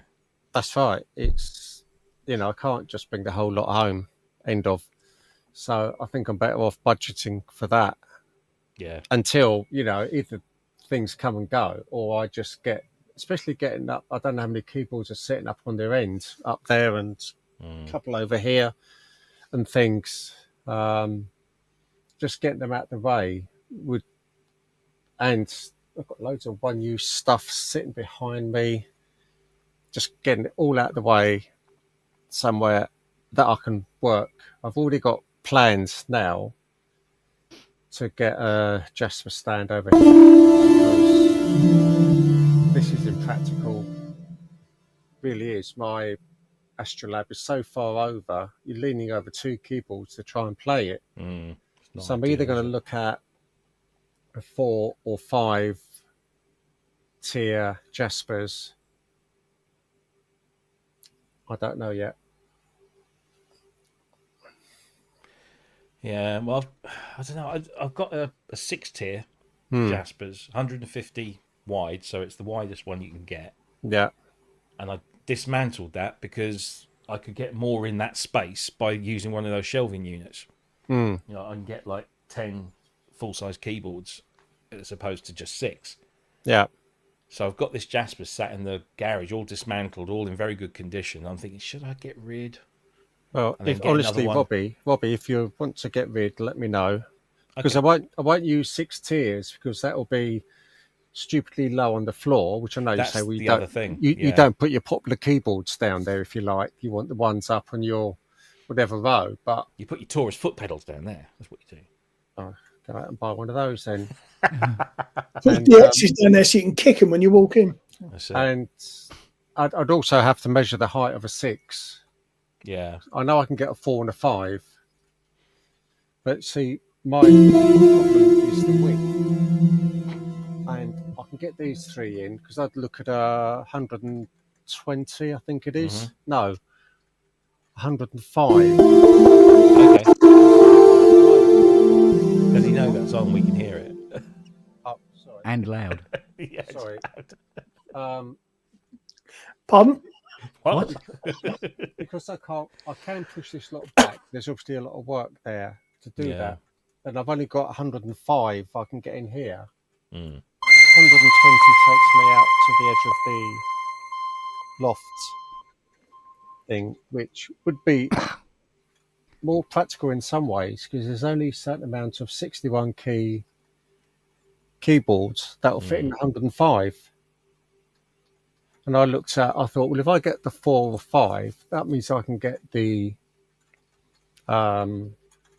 Matriarch out and or the V-Synth GT. Just miss those two a lot. But I'll be interested in the 6, but it's going to be too wide. It's going to be too wide. So I think I'll stick with my plan and get a 4 or 5. Go from there. And then I've got this quick lock to get rid of, which will go to a free home if anyone's interested. Because the quick lock are just almost worthless now. You look at eBay or Marketplace. Is that what you've got those 3 keyboards on? Is it a triple tier? Yeah. It's a double, and then I've added a third. Oh, okay. So, say there are disadvantages to it because, say, the third one is where it is. Mm. That's all. I think I can bring it forward, but then I not really want it at that angle because you're then going to cover all the controls on the Muse. So that the Astrolab on top would have to probably be leveled up a lot more, which again would make it even more impractical. I was looking at one where each tier doesn't sit that far back, because then you have that then gives you the issue of, like, you know, if I wanted to put like a 2 or 3 tier here, then this keyboard would be, you know, behind my chair because of the distance, you know, from front to back. But I can't remember who made it now, and it's a stand which has got 3 tiers on it, but they each kind of like at the same depth as the one below, so it means you can't necessarily always see what's on there, but you get access. But Yeah. It's a hard life, isn't it? First world problems. All these world problems, isn't it? Yeah. I'd also really like someone to buy my Hydrosynth 49 key as well. That would be that will pay for something else. We see Rhodes Music have just brought out. Well, I say I've been playing with it for the last couple of weeks. The Rhodes Whirly plugin. Oh, yeah. It's a 200A, but it's A indeed A. But it's quite a good one. It's been quite deeply sampled. So who's developed that for? Someone developed that for them? Yeah, it's the same company. I can't remember who they are that did their Rhodes Anthology plugin. Chief Force do one of them, didn't they? What, for Rhodes? No, not for Rhodes. No, I don't think. Is it better than the Scabies one? I haven't tried that one. I know a lot of people rate it. But I mean, I was sort of playing it alongside the Arturia one, and what's the other one? Another one I've got. There's so bloody many of them. I know, yeah. Especially the 200A. Your skin tone has made it so much easier. Very, very few cover the 140. Well, so the only one I know of is Cherry Audio. Yeah. But how particular does it get when you've got all these? I know there's different marks of Rhodes, and like you said, 140s and whatever. But I mean, Just makes you wonder how much the sound differs up to a point. Exactly. It does change quite a bit with the early ones. The Mark 1 over the Mark 2. The Mark 2 was also horrible to play. Oh, did anyone order a helicopter? No, so they're coming for you, Keith. Well, actually, what they're going to do is take the roof off and lift and drop in the DX1, the DX5, and the Moog 1, and I'm going to sit here trapped forever. Can't take the roof. Yeah. Well, it doesn't Skip look like arrived. pyramids, so that would be, you know, buried with your face and stuff. Somebody will excavate you in a few hundred years. Yeah, as this was stupid, right? Go on. The skip arrived yesterday. Oh, yes. So this dirty great big truck turns up with the skip. And he goes, "Where do you want it, mate?" I said, "Oh, round the garages here." He went, "All right." And he goes, "You gonna come round and drop the post?" I went, yeah. I said, "No problem." So when he got the keys, go round to the post. So he's sitting at the top of the garages waiting. And I'm going, fucking hell, there's no weather protector on the lock. What the... It's WD-40 in it. No, I had to hammer the key into the lock. Jesus. And it's like, and it wouldn't open, right? And I've gone, "Mate, I can't get this fucking thing open." So he comes over and he has a go and like he's giving it some and he goes, "Yep, you're all right. That ain't coming open." Oh, well, never mind. So he gets back in the truck. So I walk up to the cab beside him and I said, "Just between you and me, how much do you reckon it'd hurt that truck if you just put it in reverse and just ran at it as hard as you could?" And he went, and he looked in the mirror. He went, "Well," he says, "this might sound stupid." He says, "But I think I can get it through the gap." I went, "Do you want me to guide you?" He went, "Nah, be all right." He says, "Stand back." And he got it through the gap. Wow. And then, Stand back. and then he goes, "Yeah." And then he says, "So where do we want it?" I said, "Well, can you have it opposite garage number 5 here?" I said, "It's the one with the white door, but just on the other side next to the path. So it's just, so I don't have to travel huge amounts of distance carrying very large objects." And he went, "Yeah, no problem." So he does all that, plonks it down. And as he's coming back up, he stops and he goes, he said, "So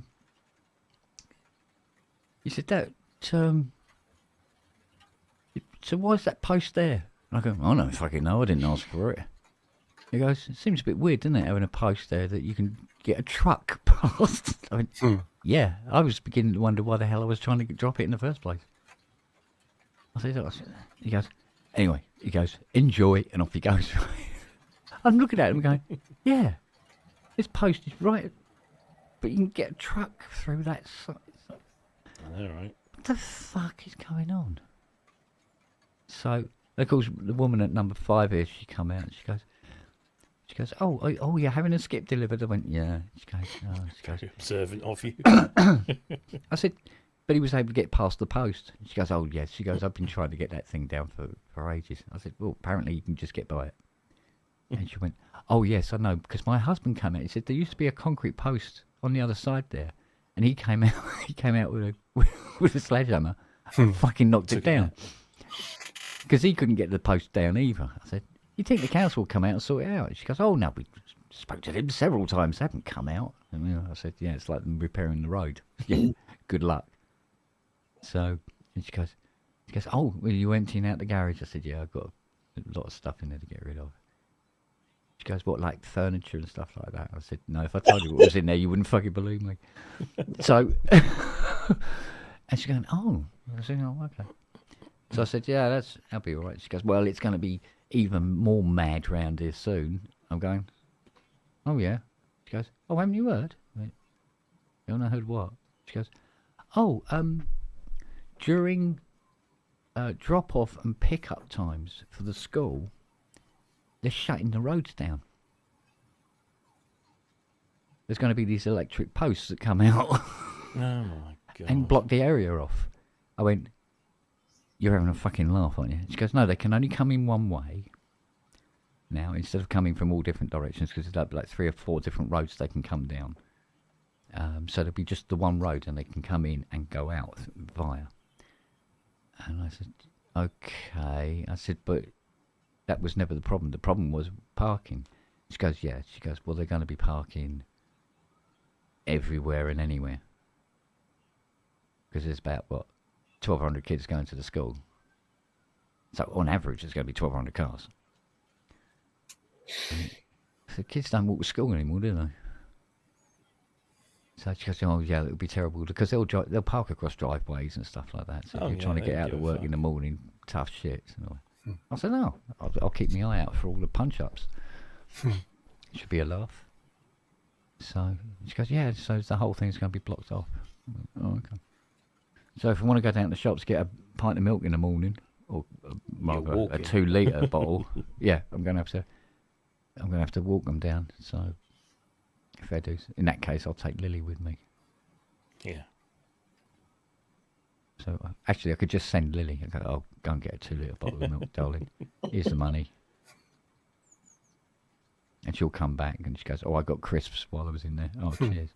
Did you pay for them? Nah. I just hid them under my coat. And there's me, he was thinking it was Charlie that was the thief and he was at the vets with all those fucking treats. You talk about that. I'll tell you what, that little bastard, he had yesterday? Fiona's got skinless chipolatas, baked beans, fried egg, yeah, and brown bread and all the rest of it. Having a fry up. And she goes, are you having anything? No. Like that. Anyway, Charlie's there and he does the usual little twirl. Can I have a piece of sausage, please? Because, I live for the sausage. And what she did was she had a bit of sausage on her fork and she goes, you want a bit of this? Like that. And he's there going, and she goes, shame. I know, right? Because she goes, no, if I give him something, then he'll always be at me. She goes, that's why when you're eating at the other end of the coffee table, they're all round you. And I mean, all of them going, you're the sucker. When are you going to give us a bit? Like, oh, God, there you go. There's a bit for you. She goes, and I can finish my meal unmolested. I went, yeah, okay, I'll take the hit. Anyway, so she does it again. I said, stop winding him up. She goes, I like winding him up. And she goes, you want this, don't you? And he just went, and she went, oh, you did? And I went, oh, excuse me, I feel ill. So, so he managed to do a little pinch. I've never seen him pinch anything before. Very good. He's quite fast for a big dog.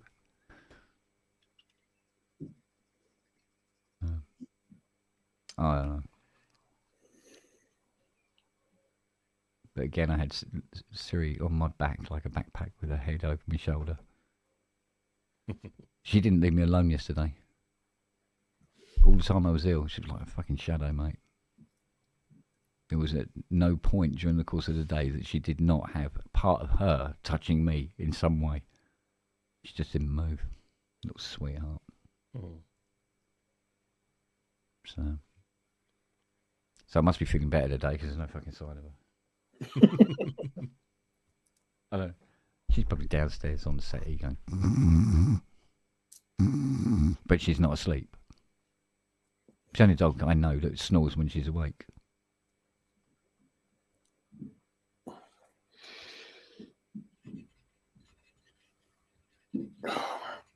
So that little song that I play, I still can't find it anywhere, and I can't believe that I wrote it. So I'm still trying to figure out. I've heard it somewhere. I must have done. I couldn't have written it. I tried humming it into that, that Google thing, and it comes back going, So, I go, but I must have heard it somewhere. You're going full Paul McCartney, are you? Yeah, because for ages I was telling people it was from Dunkirk. So I sat down and listened to the entire score of Dunkirk, which is hard work, by the way. And it's not there. It's not in the score. Right? So why did I think it come from Dunkirk? So because I was convinced it was a Hans track. So I've gone through the entire collection. It's taken like 3 weeks. Nope.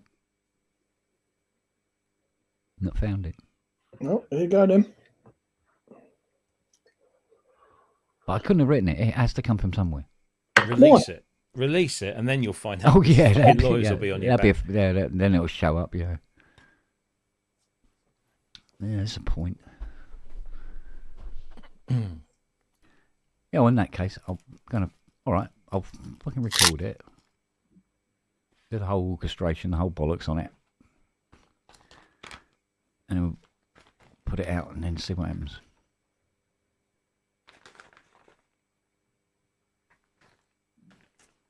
That's what it takes to find out what it is and where it's from. I don't think anybody else was able to figure out. No. Nobody seemed to have any suggestions of what it might have come from.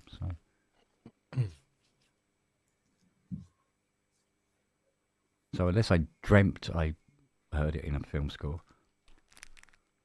and they sort of like subconsciously wrote it. I mean, let's be honest. So many film scores these days are, very familiar. Oh yeah, this is why Ty goes mental when a library comes out, where they've taken a particular instrument or whatever, and then distorted the living fuck out of it to create a whole new kind of instrument, as it were. Because then you've got something that's not been heard before. That's why he goes mad for, was it Folds? That vocal distortion library. But it's 3 or 4, I think they do 3 or 4 different types. So gone are the days when it was trying to get the library, waiting for the library to come out that was more realistic. So like the choir coming out that was more realistic was the way forward. Now it's try to sound as little as a real orchestra, choir as possible, It's weird. Literally gone in the other direction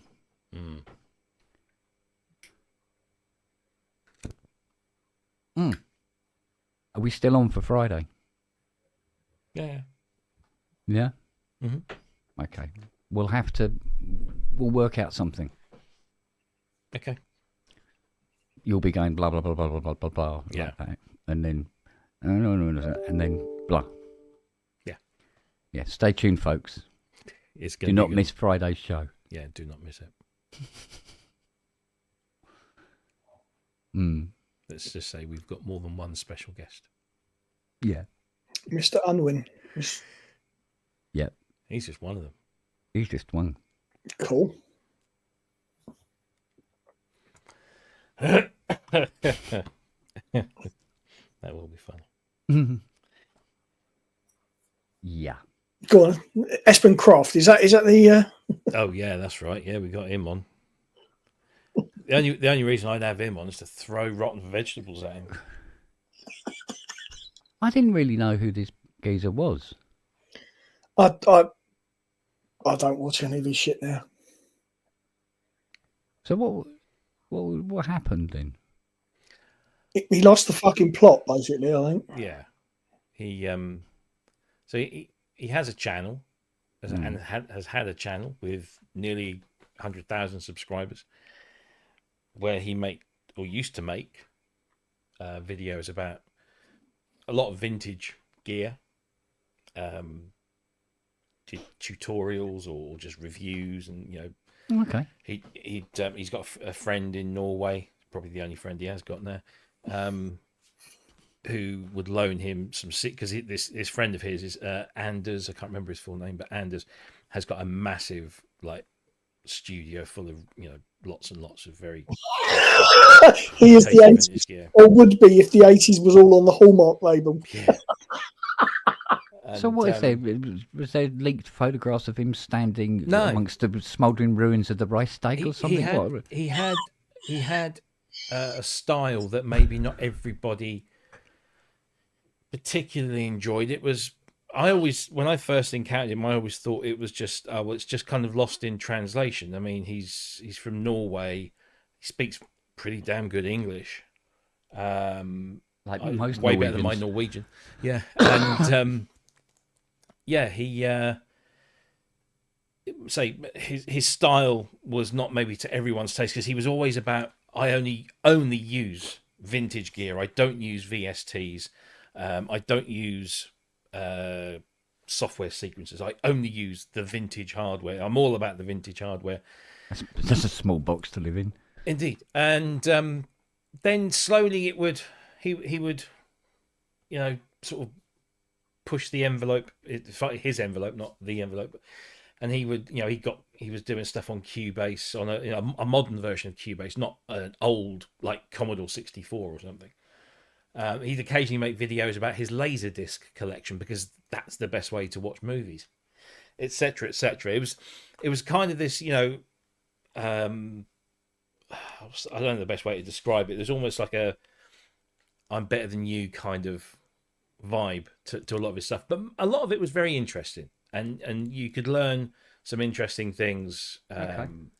Anyway, then he started to make a few videos that were a little bit, shall we say, controversial, but not massively so. And then he just upped and started a new channel. I think it was after he released a video and it got a bit of flack.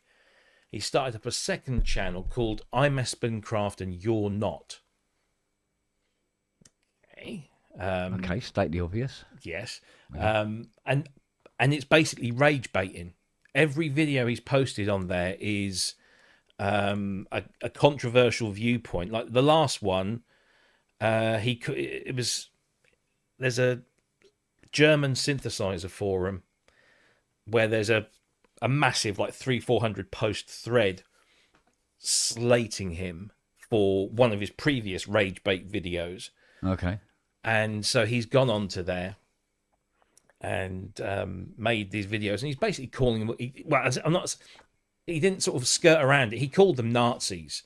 He called them, all sorts of horrible things.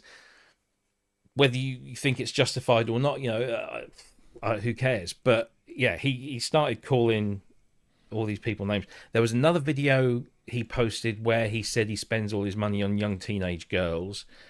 Again, not entirely sure if that was a point of humour, because his delivery is very dry. So you're not entirely sure whether it's serious or not. But he seems to double down on a lot of these points. Yeah, and he's just basically ruined what reputation he has by having this second rage bait channel.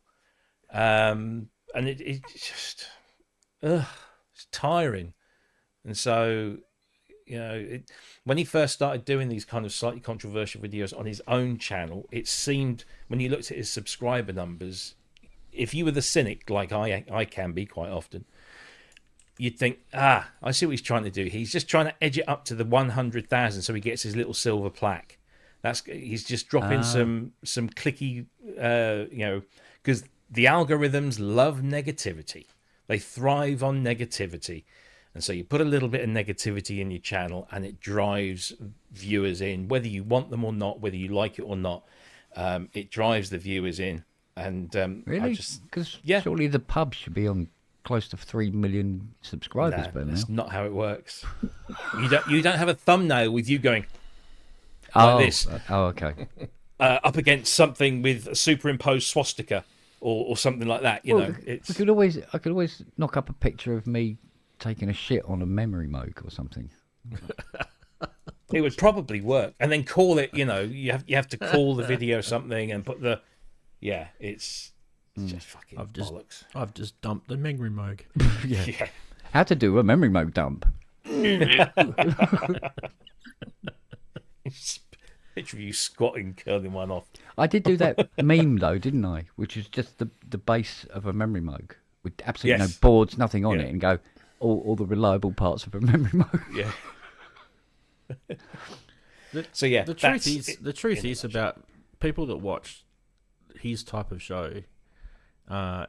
Is they're not really the audience that is the true synth community audience. They're a different audience, and they're not really, to be honest, they're not really the audience that, I might speak for you, Robbie, here too, but I don't think they're the audience that you want on your ProSynth network, and they're certainly not the audience I want on my channel, because they're the sort of people that will just cause trouble, and they're not really true synth people. I bet if you clicked on and I'm just pulling a figure out my arsehole, but 90% of the people that comment on his videos, you click on their thing, go to their channel, zero content. They're literally just there for the comments. Yeah. And they look for the controversy, and there you go. But it works for some people. So yeah, start a second channel. I'm Kent Spong and you're not. Yeah. Or I could call it I'm Kent Spong and I wish I wasn't. I did think about producing a line of T-shirts with some slogans on, like just "I'm not Espen Craft." Yeah. But then that would probably crap. Epsom crap. Yeah, you could be Epsom crap. Awesome. We should have a character on the show, and now here's Epsom crap with his view on the latest Moog synthesizer. Yeah. Shitting on it. Yeah, the guy that does the puppet. What's his name? Ollie. Simon. Ollie. Yeah. With Simon. Yeah, Simon the puppet. Yeah. Yeah. We should get him. We should get Ollie to do another puppet for us. We should actually have Simon on the show. We've had Ollie on the show. We should just get just Simon on the show. Just Simon. Yeah. Oh, you should have a show with Simon and Rave Dave. Yeah. Yeah. That'd be funny. And they can interview Espen. Who's that Australian chappie? Fiona's got the T-shirt and everything. We're always watching these shows. Not Dicky Knee. Yeah, Ozman. Aussie Man. What, you mean this guy? Yeah. Oh, Aussie Man. Yeah, he's a Perth boy. Isn't he He's in my face? city. Yeah. I haven't met him, but I bumped into him. He lives around. Yeah, close by. I love it. He's kind of a, he's sort of a similar character. He just does it to get the hits. But he's to get funny. the likes. He's genuinely hilarious. Yeah. I'm just waiting for fucking Randy Feltface to come back to the UK. Yes. Love him. Yes.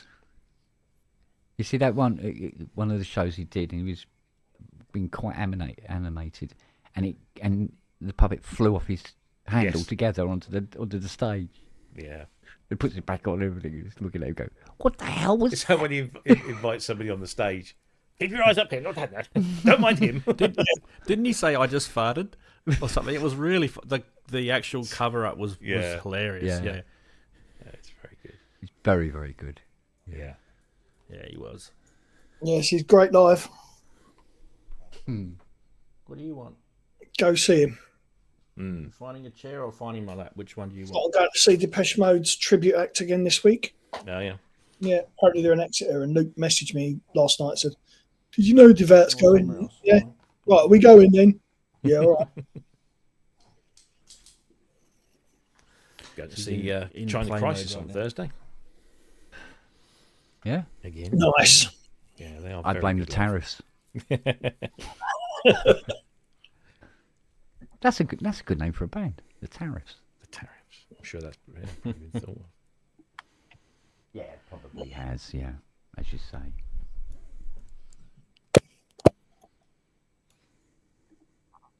Yeah, another thing that Espen Craft did is I think actually it might have been that kicked the whole thing off, is when he pulled apart his sequential Prophet X and was basically saying, "Well, it's just an ATX motherboard." Well, what the fuck do you think it was?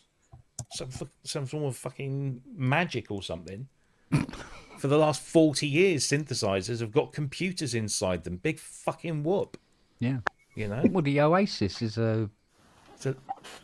It's just a Linux machine, isn't it? Is it a 4-core P2000? P2, Like that, isn't it? On an Have a ATX look board. inside the Core Game 3. Yeah.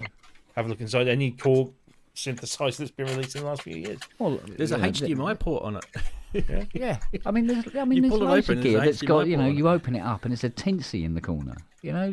So they've done something I actually love interesting that. He with actually that hardware. pissed sequential off because in this video he was going on about the power supply. I can't remember exactly what the details were, but he was going about this pattern. He managed to replace the power supply, but he was moaning about something or other.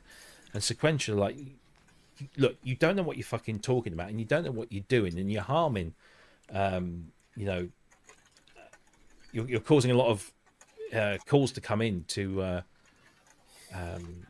our thing unnecessarily. It's a bit like Tim Shoebridge in his Moog Muse waveform shite, which is waveform shite. So apparently he plugged his Moog Muse into an oscilloscope and noticed that on particular waveforms, like for example on the triangle waveform, at the peaks, at each peak there was a little bit of fuzziness going on. Yeah. But what he fails to seem to understand, and I'm no expert in this, but even I know that if you've got a variable waveform oscillator, so an oscillator where you can just turn the dial and go from triangle to square and whatever, that each actual waveform is never going to be 100% perfect, like it would be with a switchable waveform, because it's going through the shaper circuit. Exactly. So it's never going to be 100%, and that in itself it imbues a uniqueness to the oscillators in that synth. Well, show him the CS80 waveforms. They're fucking laughable. I know. Well, yeah, the seesaw. And now I mean, the square is not... Yeah. The square. Yeah, it's got that. But now he's got all these people go, I've got a faulty Moog Muse. And I like the square. For fuck's sake. I know. And people are now obsessed with looking at the sounds that their synthesizers make rather than just Personally, do I like the sound personally, I think a law should be put in place where synthesizer enthusiasts should not be allowed anywhere near fucking test equipment ever. Oops. End of. We just did a show on Saturday about it. Did you? Well, there you go. There you go. You see. I mean, when you got because I know there was this thing about you can have a Eurorack module. It's obviously a VCO, and it'll have a display, and it'll be showing the waveform. And normally it's with those, the blending, the mixer waveform selector, and you can see the waveform changing on the little screen. Especially if you're after a particular kind of shape you want to mess with and stuff like that. So it's great. I mean, but there's going to be distortions to the waveform. But that's the whole point. It's creating a waveform that you can't create with a standard clicker. Yeah. I mean... A whole bunch of people also... I mean, again, I really don't know the details of what these people are talking about, but somebody pointed out, or actually a bunch of people pointed out that he'd got... He needed to do something to the filter settings to get a proper true reading of what the oscillator was kicking out. But when you've got a variable wave shaping oscillator, it's never going to be perfect at either at any point in that, because it's like I say, it's being morphed. It's not a fixed thing. But I kind of don't understand why they want perfect anyway, because in my opinion, that's not really. Well, that's not really what you want to hear, is it? I don't know if has anyone actually heard a perfect square wave or a perfect triangle wave. Couldn't tell you. It bit me on the tip. Yeah, I have. Yeah, exactly. I have. Yeah, I mean, but what it does is when synthesizers were making perfect triangle, perfect sine, perfect square, was back in a day when there wasn't massive competition to sound different from everybody else. Right, so if you look at the waveforms on an original Moog 55, the square, you could fucking put a set square up against it. It's like it is fucking bang on. But when you want to have variance and you want to try and get your synths to sound different or more interesting than the standard flare that's been knocking about for the last 5-6 years. You go, let's mess these waveforms up a little. I mean, admittedly, the 3C, which was before the 55, the waveforms not so fucking hot. But back then they were trying to get the waveforms to be perfect. So, I mean, all this distortion is what makes them sound different from each other. That's the thing. I just don't get the point of it. The point of sort of rubbishing something because something's not perfect. It's really not what music's about. Yeah. Because if you looked at an acoustic instrument player, anyone who plays a piano or a violin or guitar or any sort of acoustic instrument, they're going to say you gave them the same sheet music, and then you sat down another musician gave them the same sheet music and they played it. It's going to be different. Yeah. Every single time. Yeah. So, what's the point of splitting hairs about the shapes of waveforms? Well, it's the same with orchestras. I mean, yeah. You know? I mean, I get it. You know, if you're dialing up a triangle wave and it comes out as a sine wave, yeah, you're getting gypped. There's something wrong. Yeah. There's something wrong with the circuit. I get that, but it wasn't that way, was it? It was just that it was a bit fuzzy on the peaks. And there's reasons why waveforms do that. Yeah. Actually, you probably want them to do that in some cases. Yeah. Well, I say it was the same with orchestras. Like they do, if you're going to do like Barber, for instance, and you go, oh, I prefer the LSO's version over the Berlin's version and stuff like that. You know, because they all do it differently. And you know, and then you have fans who follow down one route and fans who follow down the other route. You know? And so it's the same with synths. I mean, there are synthesizers that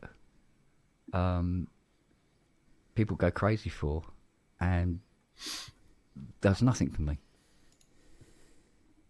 because we're all different tastes. But when you start doing a channel and you start poking at shit just for the sake of poking at it, and like Rob was saying about the fuzz at the top of the triangle and stuff like that, he goes, "What are you fucking doing?" You know, it's just ridiculous. Everybody's different.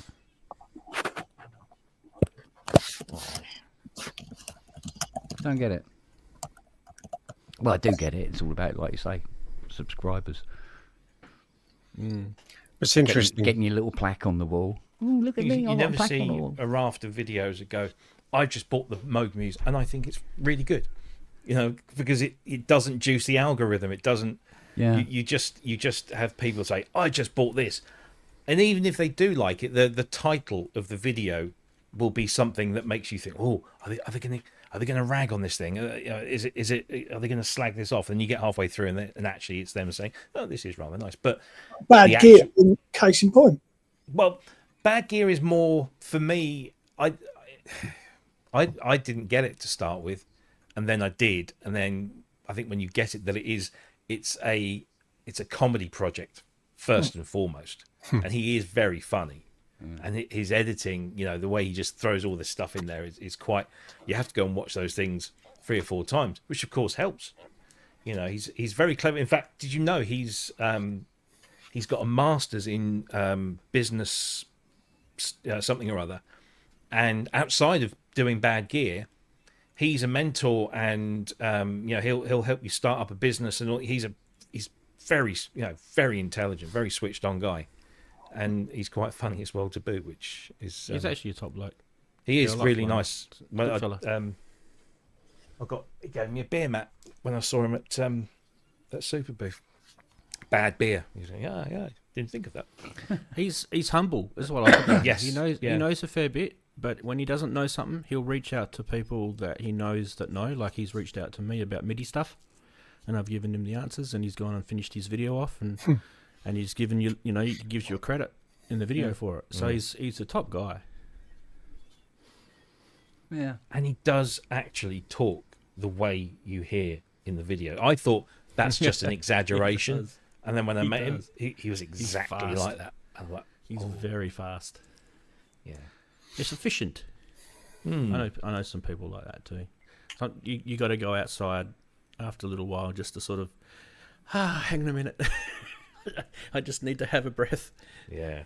My brain's processing way too much at the moment. Yeah. Oh, no, the customer said to me, is there any keyboard that you actually really don't like? I mean, if they pay the grocery bills, I love them all. Rest 5. I rest my case. The thing... Well, what does it matter? It's not because... What does it matter if you don't like it? Well, the thing is it's not because of the Prophet 502. It's actually the best sounding Prophet. Over the the 3. When it works. When it works, yeah. And also the availability of SSM. Gone, bollocks, right? but it's the best sounding one. So when it comes to like which Prophet 5 would I like to play, I'll have a Rev 2, please. If it's which would you rather repair, I go anything that's not a Rev 2. You can almost pinpoint albums that have got the Rev 2 on them as well. If you know the sound of them. Oh, God, it's a much warmer, more filling Prophet.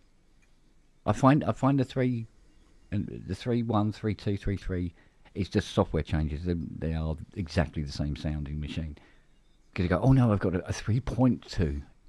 Yeah, okay, well done. It's still a Prophet. 3. It's still a 3. Shut the fuck up. Yeah, the software. Oh, I love the way the software works. Oh, fuck off, right? So, and you play it, and you go, oh, this is lovely. It's lovely and analogy. Said no one ever to Microsoft. Yeah, and then you play the Rev 2 and you go, oh, this is much. Oh, this is deep. Oh, it's warm. It's rich. But yeah, they're absolute fucking cunts to work on. End of story. They are they're fucking diabolical. They really, really are. So, yeah, but you take the sweet with the, with the shit. Unfortunately, as a repair tech, you have to take the shit all the time because I can't afford a Rev 2. Although, no, I tell a lie, I own one. Yes, and yours works perfectly, if I recall rightly, and you're waiting for the... No, there's distortion on one of the voices that needs to be corrected. But once that's done, it's absolutely... I mean, it's like it's come out of the factory. It's absolutely beautiful. And it's going up on eBay as soon as fucking possible before it falls over again. Well, the Arturia Prophet 5 is modelled in a Rev 2. Should tell you something. Yeah, it is the better sounding P5. And for a while, it was the most expensive P5 up for grabs in the vintage market. Which, believe me, the vintage market, holy shit. Hell yeah.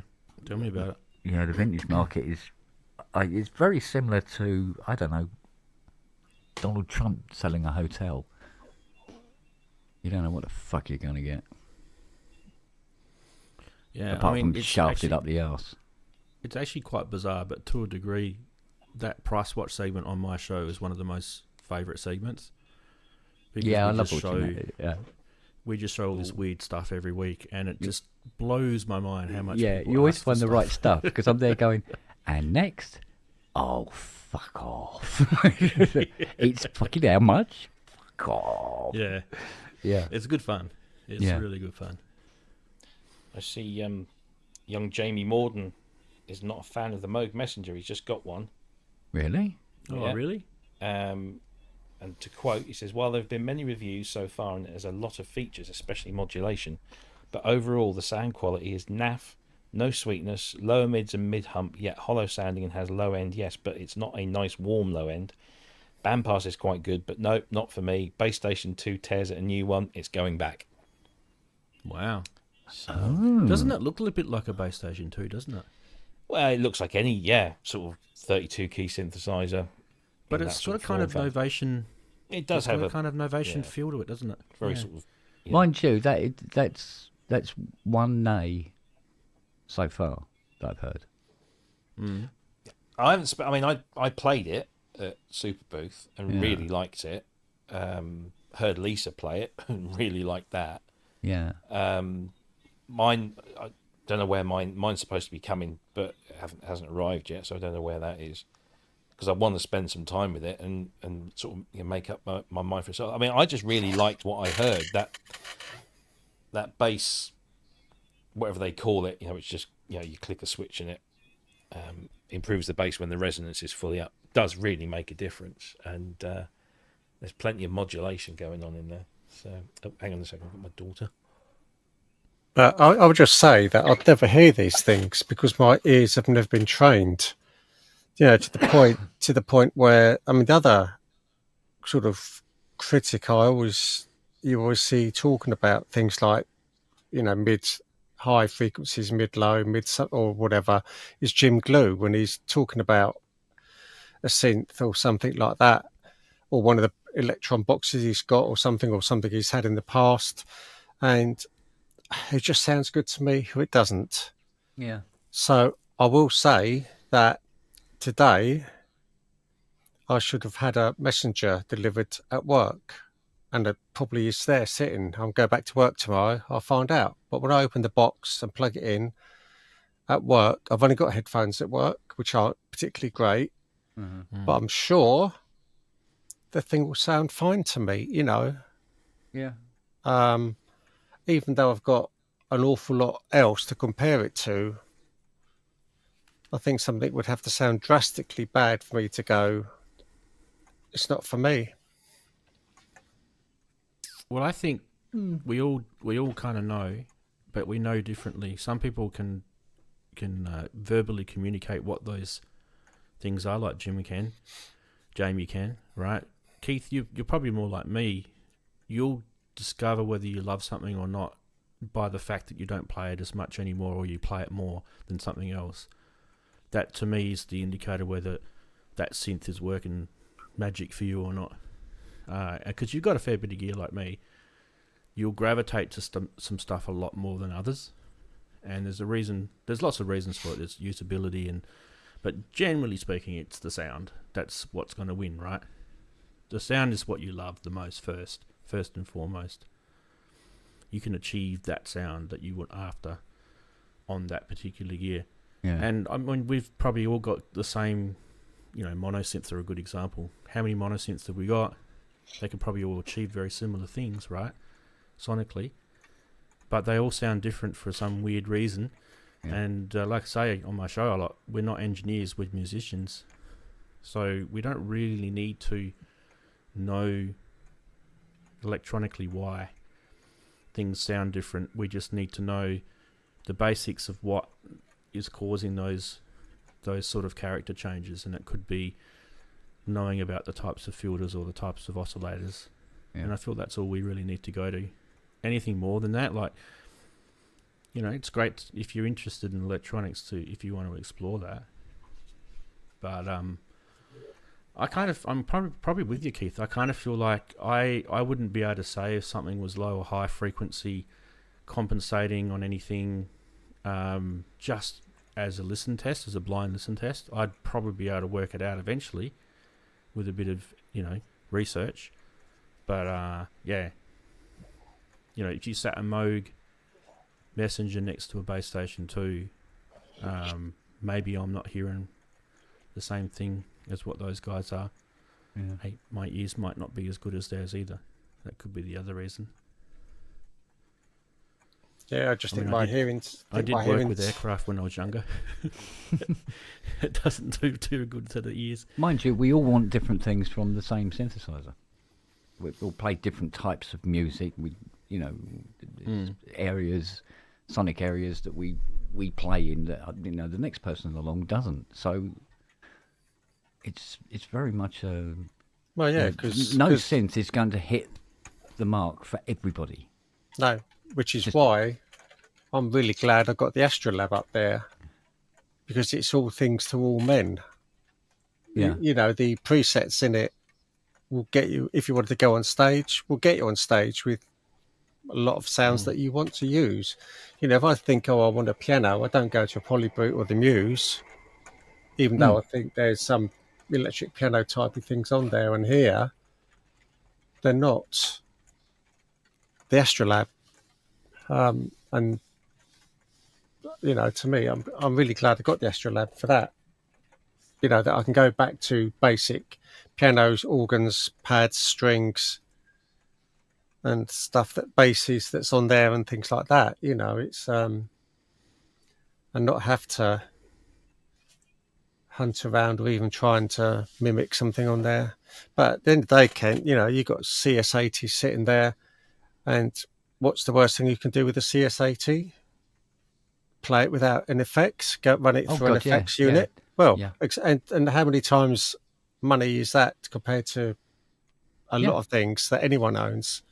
Yeah, I always say this thing about with the CS80, you go, they go, oh yeah, no, the CS80 can't make a bad sound. I go, have you heard some of the presets on their own? harpsichord 1 and 2. Holy fucking hell! What a waste of time that is. You know. And I actually don't mind harpsichord 1. no,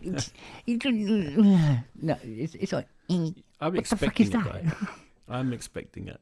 Yeah. When you're expecting it, if you were expecting it to sound like a harpsichord, then you're going to be disappointed. Oh But yeah, you're right. absolutely. Yeah, But if you know this thing's even, an analog synth, even as a sort of like a synthetic representation, it's sort of like, really?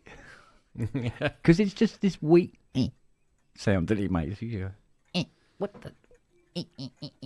Oh dear. Yamaha knew that though. They knew that. That's why they went digital, because they knew, look, we can't really make an analog synth do what a harpsichord can do.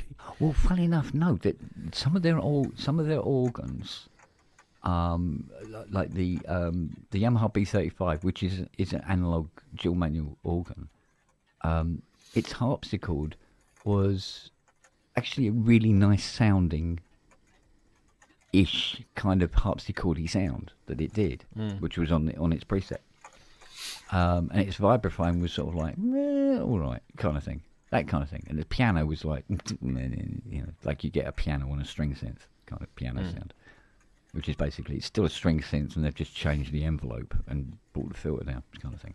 Yep. But the harpsichord was actually quite good, and that was being generated via analog, but back then the CSA uses the ring mod, doesn't it, to help produce the sound? No. Not for the harpsichord? No. The ring mod's not included in that at all. Let me just check something for you.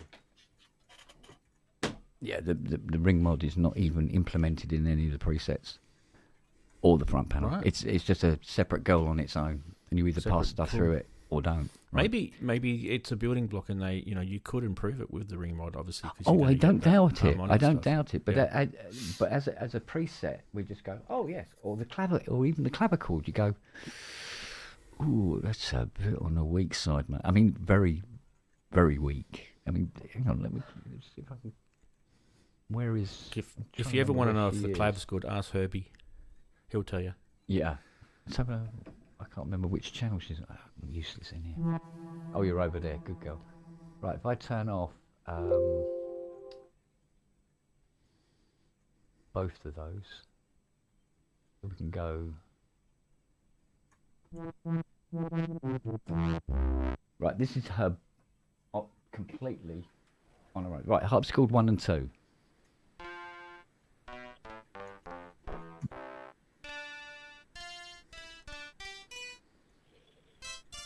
Yeah. Clavichord. Sounds exactly the same. Right. Harpsichord. I love it. It's just you just dropped it an octave, really. So, and the organ is it's cute. I must agreed. But the funkies. Yeah, that's funky. But what it does is, what Yamaha did was they're going, let's explore this bandpass filter, this high pass filter side of things more, to create sort of like these twangy, well, Japanesey kind of sounds, So yeah, I mean, brass 1 and 2.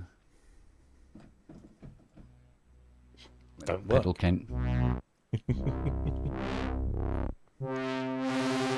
You go. Yeah, okay. No. I actually like that sound. But it's only until you put a black hole on it, or a 244 or 480 XL, and you go, oh, hello, girls. Or even just put some tail on the envelope. Put a bit of release on there. Yeah, I mean, that helps as well. But, you go, it's... But I don't play the 80 like an 80. I play an 80 the way Vangelis plays an 80. And I hands up, I do. What can I say? Sorry. Like a dead, smelly person. Did you hear what he just called you? Oh, dear. It's insulted. Oh. Right, gentlemen, I've got to go because it's school run time. So I will. The typical excuse of a paedophile. Oh, hang on. Coming from a person who lives opposite a school. Oh yeah, I know, mate. The amount of times, right? I've had a shower and I've come into the studio to get, because that's the airing cupboard, right? And I'm starting to get dressed, and I look out the window like that, and there's a kid going. And then you shout out the window, "Would you like to come in and play with some of my organs?" On that note, gentlemen, I will see you later. Will you come in my house for a sweetie? I'll come in your mouth for a bagful. Bye-bye. Bye, mate. See you, Rob. Yeah, he had to leave before there was a court case. I'm not involved in this. I'm on the other side of the world. Bye. Yeah. Find me. Yeah. But I think I don't know. those presets are just the evolution of the previous models that led up to that model, really. To me, that's kind of how they got there. There was a bit of laziness, I felt, from Yamaha. Well, I think what they were doing, because they designed the voice cards down a very, very particular route, there wasn't really a lot of wiggle room for them to work with, to be honest. So, I mean, the 80s sonic sound is quite limited, you know. Once we get into the world of digital, where they can be anything you want. So it's a whole different world. Except if you're Roland and you only give it 4 voices. Yeah. And you call it a Jupiter 8. Don't I start twitching? Talking to Jupiter 8s, is there such a thing as a cheap or a free Jupiter 8 VST? What, that sounds like a Jupiter 8? Yeah. Oh, no, you might be asking Roland a little Cloud? bit too much. Roland Cloud. Without going that way. I mean, it's a one-off project if I do it, so I didn't want to... Arturia is pretty good. And so the Arturia one's really good. But it's the price, though. Some on of them its own is 150, is it? That's right, 149, yeah. That's what I mean. But It's, if you're doing a project, Keith, Roland Cloud's only a few bucks, and then you can turn it off again. Right. Turn it on, do your project, and then turn it back off. I'll make a note of that. Thought there was some. Oh, what about the Let me. How do you spell that? Well, there's a lot of L's. It's a village in the southwest of Africa. Yeah. The Tal J8. Sorry? Tal. They did Tal Talfur and Tal That's right, X. They do one called the Tal J8. Okay. 65 quid. You got to think though, what exactly was... I think Cloud's cheaper. Was the Jupiter? What did it represent? That Jupiter name with those cents, because the Jupiter 4 was nothing like a Jupiter 8 at all. Oh yeah, it's just like the Jupiter 6 wasn't really. And then the Jupiter 6 again was like, meh? So the Jupiter didn't seem to stand for any specific kind of, electronic thing, if you know what I mean. You kind of have to go back and sort of give yourself a lobotomy with all the knowledge that you've got post Jupiter 8, right? With synths. It was kind of more groundbreaking for its day, what it did, which then obviously has been surpassed since. But it did things like the filter on it was, it didn't have that drop in cutoff when you increase the resonance. They had the compensation in it, which was massive. It had the sync on it, which sounded really, really good. It had that Roland sound, but it had it in a more fatter sort of setup. So you had the 8 voices. It was, you could unison them and split the keyboard and all that sort of, stuff. Well, yeah, there was that. Yeah, that's the one. Yeah, that's pretty good, actually, that one. I actually remember playing that. It's not too bad. His stuff is really good. Funny enough, at a glance, it looked like a Quadra. Yeah. It did, didn't it? Yeah. Yeah. Just a little... Now, there's the keyboard that surprised me. Yeah. I love the Quadra. The Jupiter 8, I think, and then all of those synths of the early to mid 1980s that Roland produced, not only were they good at what they did, but they also looked physically, they looked cool. That the Jupiter 8 with those multicolored buttons and the big silver slabs on the side of the the thing. It just kind of had a presence visually as well as sonically, and I think that does count for. It's like the DX7. People looked at the DX7 and thought, "Oh my god, there's no knobs. It's all it's all like touch sensitive. It's the future." I mean, it turns out it was probably not a great design concept, but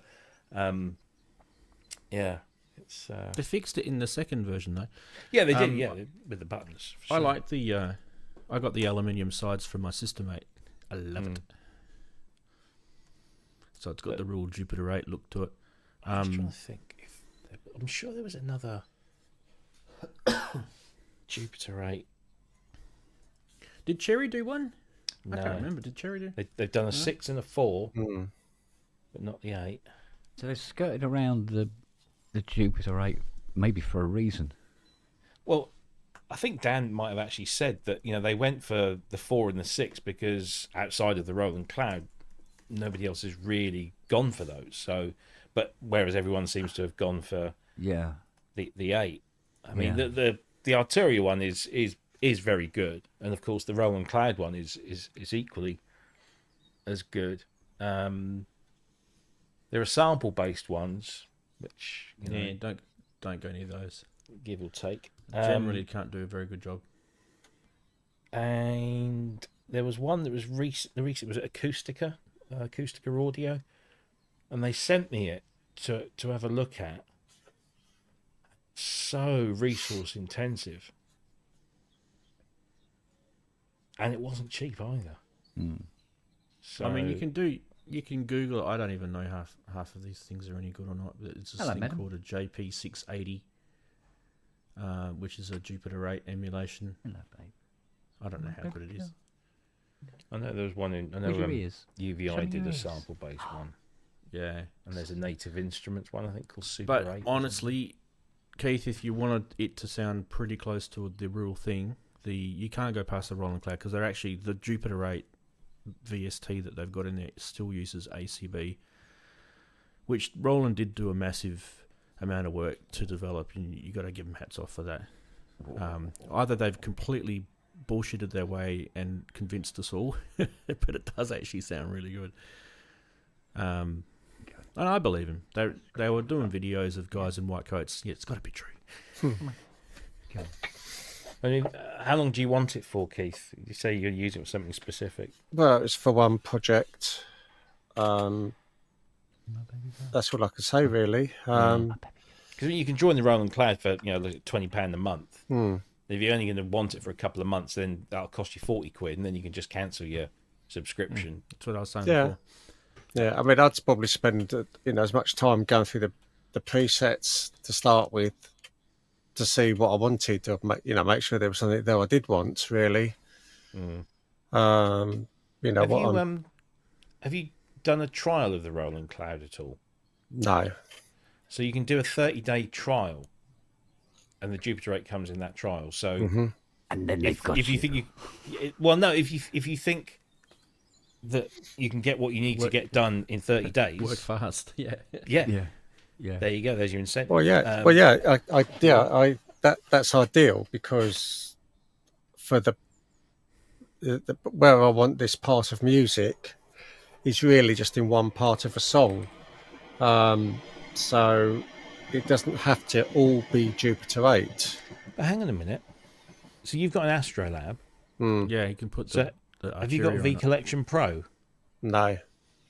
Okay, because but you've got a form of V Collection, because you get it with the Astrolab. And I haven't updated my Astrolab recently, so hang on a minute. I think I must have an update. I reckon you get it with it. I'm pretty sure you get the Jupiter with it. Yeah, I'm just trying to think. Let me have a quick look here. I can't remember whether they. So you get Analog Lab Pro, which will have a whole bunch of Jupiter 8 sounds in it. Maybe not the ones you're looking for, and you won't be able to edit them as deeply as you can on the main instrument. You'll just be able to sort of do a small bunch of stuff. But they also, because you get Analog Lab Pro included, they've also done a special offer on V Collection, which is significantly reduced if you own an Astrolab. So you might want to check that out. You might get like V collection for, well, I don't know how much you'd get it for, because I don't want to sort of get your hopes up, but it might be worth looking at your Arturia account and seeing what offer you might have based on the fact you own an Astrolab. Yeah, definitely under the Analog Lab Pro, there's a bunch of Jupiter patches in there. Yeah, so you might already have, and they'll always be like the kind of the best of. So, but the way I see it is having so many synths. Yes, I've got probably about 5 VSTs synths, but having so many synths, I don't want to add to them with the expense of going down, some of the VST, some of the collection routes. That's all. Oh dear. Right. One thing I'll say though, Keith, it isn't a bad purchase. The V collection from Arturia, it's definitely a good purchase. Yeah. There's some really good meat in that. There's a lot of stuff. I think, Robbie, what did we say? There was something like 100 and it was something insane amount of stuff in there. There was a huge instruments. I can't remember what it was now. I mean, there's something like in V Collection 11. There's now like 46 instruments. There you go, 46 instruments. That's insane. With thousands, patches. Yeah, I think it's more than that, because I've just fired up my Astrolab software, Arturia software center, because it occurred to me I haven't fired it up for ages, because I access everything through the door, so I'm not firing that up, and it says I have 48 updates pending since the last time I fired her up. So I noticed that Analog Lab isn't included in that collection. Oh, isn't it? Oh, it should be. No. I was messing around with NKS on the Key Lab last night. Fuck me, that's a ball ache. Yeah. It might be compatible, but you have to go into the complete control application and then set your keyboard up, and there's a template in the MIDI control center for the Key Lab, so you load that template in, and all the mappings are really weird. Like, you've got 9 faders and 9 knobs on the Key Lab, and every other knob controlled a knob on the instrument, but all the other knobs were like dead. It was like really weird. So I was trying to figure it out last night, and it didn't seem to be that good. And then part of the upgrade package, or this new NKS package for Arturia, is that if you recently acquired one of the compatible keyboards, you go into your account, you copy a serial number, and then you go to this special page on Native Instruments, and you choose a complete select package, which is just a small kind of best of collection, which normally retails for about £100, and you're supposed to be able to put your serial number in as a voucher code, and you get one of those for free. Except I've got 2 of those voucher codes, and neither of them work. And they've not responded to my support request yet either. So, I mean, there's nothing major. You're not getting anything ridiculous. But I did a demonstration video of the ARP Quadra.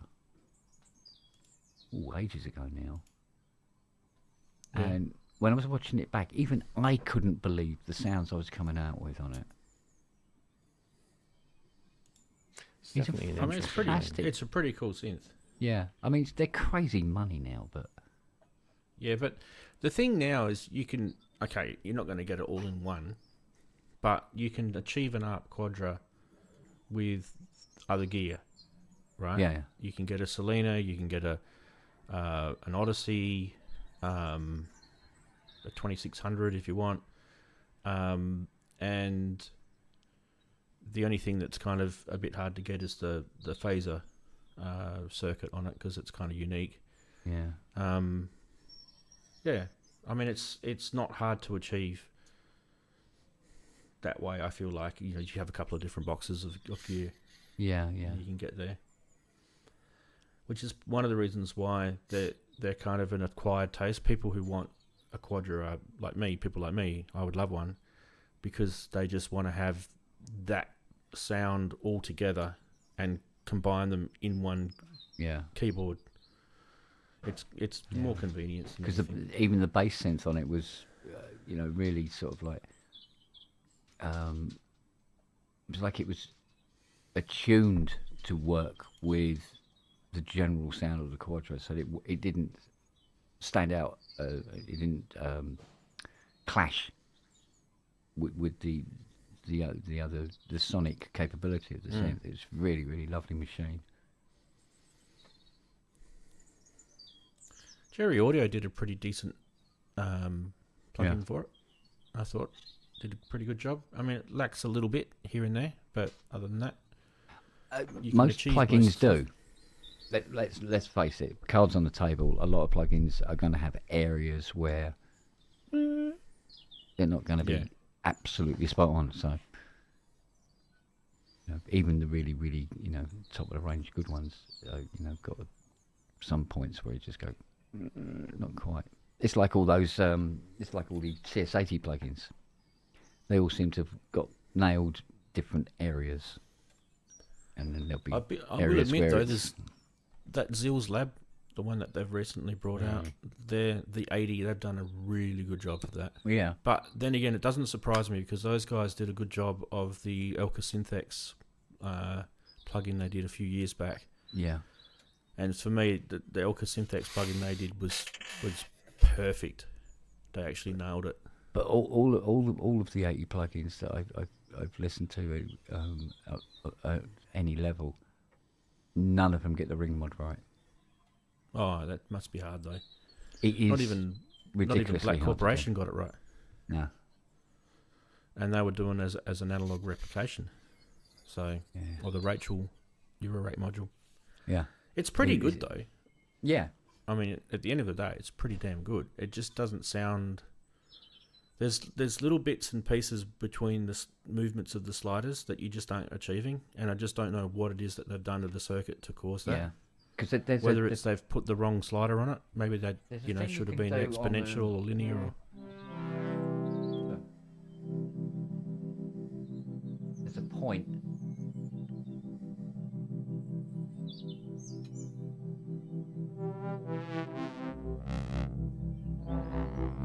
That sort of thing. I mean, even Vangelis did a track using that particular point between the amount of mod and speed, and you can get these different patterns and stuff like that. And I think a couple of the plugins I tried it, and it wasn't there. It didn't happen. So you were just using it like a tremolo, really, weren't you? Yeah, but you can get quite rhythmic with them, sort of like syncopated almost in places, and then you can. I use reckon that I could probably as a do that with the rhythm Rachel. bass. Yeah, I mean you should do it because it's actually working with analog, the Rachel should probably do it. Yeah. But what I found was a little annoying was you know how you've got the slow speed fader and then you've got the depth fader, right? Yeah. And they kind of work sometimes with each other and sometimes against each other, depending on how you manipulate that ring mod. Yeah. And I found that depending on how you've got the envelope generator, it can be completely bonkers or it can be completely fantastic. And it really just depends on, it's kind of very, very subtle movements with the faders on that to get it right. And then I found even turning it off, turning it back on again, it's disappeared. Yeah. And it's analog, so why is that? Yeah.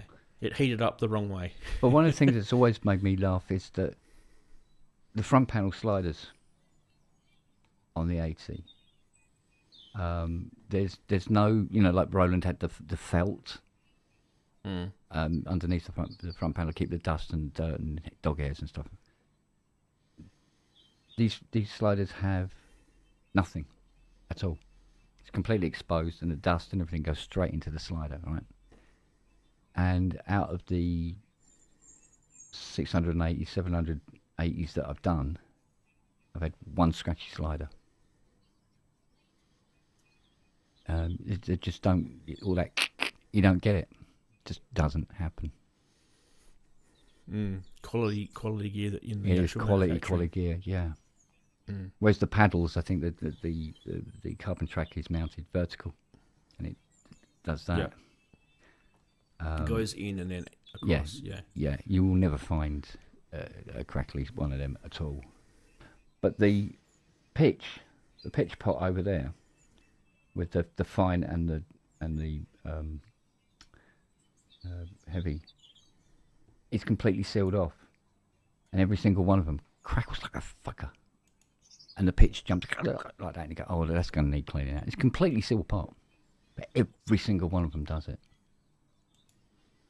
So, mad. But the ones that are exposed, no, nothing. I mean, I've opened up some of these sliders before now, when you could empty it out. It's like a fucking Hoover bag. It's just dust and shit and crap fall down. And it didn't give a shit. No, carry on working, mate. No problem. Yeah, fine. Madness. I don't know who manufactured those sliders, but they were fucking geniuses, whoever they were. They needed to be fitted in everything, including the ARP 2600. Fucking hell. Must admit, I'm paranoid up here with dog hair, because I sit and look at, especially the two lower keyboards, switch them on, start playing them, and I see a dog hair, even a tiny little one or something like that, and I sort of stop playing and I lick a finger and remove it, and then when I look down the keyboard I see another one, and the same is up here. These two are the worst, because bringing dog hair up on your clothes, and so I just get paranoid that it'll end up at yours being taken apart and having a Hoover shoved down it, unless all unnecessary. But that's why if it came to mine, it would need a Hoover anyway, because of here. I'm just saying. That's why these are covered up normally. I was playing them earlier today, but they've got covers on them. Yeah, but I mean the hair's just in the air around here. But the thing is, I mean, I've even had because Lily, the little moo, she doesn't do it anymore now, thank God. But she used to want to get up into the window ledge here to look out of the window, watch the kids going to school, and she just jump up on everything, walk across, go up onto the thing, and everything's been fine, to be honest. It's if it was a wiry hair Jack Russell like my old Larry, oh my God, those hairs, it gets like almost static, and you wipe them and they're still there, and you go, no, come on, and then just go bonk, and they go back on again. Like their personality. Yeah, this is just go into almost exactly the same place where you just wiped it from. You go, no. So my previous dog was a Jackie. Yeah. Oh, they're cute as hell, mate. I know. But his hair was everywhere. Actually, I still get close with his hair. Dust. Come live in Australia. I'll show you dust. Yeah, we've seen your dust storms, mate. Here. You're welcome to them. I mean, even in here, I get dust just after half a day. Yeah. I've dusted in here, and then I'll come back and there's dust back. And it's just, I'm probably dusting in here maybe 3-4 times a week just to keep the dust down. If you don't do it, I mean, to be honest, I'm using a brush, so I'm really just brushing it off, and it's probably just landing and it's elsewhere, probably just picking back up. And I mean, if you were to do it properly, you would have some sort of filter in here and, air purifier and stuff like that. Over in the front room, there's a chair in the corner, and due to the airflow in the house, dog hair will build up underneath this chair, and it's completely visible because it's got quite long legs on the chair, so it's quite visible. And so you hoover and everything like that, and literally 4 hours later, there's dust bunnies under that chair again, but this big. That's from the dogs, and it's all husky. It's all husky. The others, when we just had Noah and Siri and Nelly, you hoover under there once a week. Huskies aren't supposed to shed. I hoover under there 3 times a day now. I didn't think huskies was supposed to shed. Oh, twice a year. Boy, do they? Yeah. I know. This is what this is what you get told, right, about a breed. Oh, get a husky because they don't shed. But every person that I've spoken to that's got a husky, they're shedding. They are a Spitz breed. They're double coated. They are going to shed twice a year. I've got one downstairs now. Yeah. Just taking like a pillowcase of fur out of her, and just much more to come. Much more. It's unbelievable just how much hair actually comes out. And with Charlie's got this thing about brushes. He's got a thing about being brushed. He's got a thing about being stroked, to be honest. If you go to reach out to stroke his head, he goes, fuck off, like that. Yeah, right? doesn't like being touched. And he's unless he comes to you and then he wants you to just rub his face and he's like all over you. Yeah. But as he walks by, you can go, and you've got a huge handful of hair. Just as he walks by. And that's the only way we can groom him, really, is as he walks by. Like that. We just grab him like that. Get one of those cow brushes. You know, the ones that they have in the farms? Yeah. On the rollers? Yeah.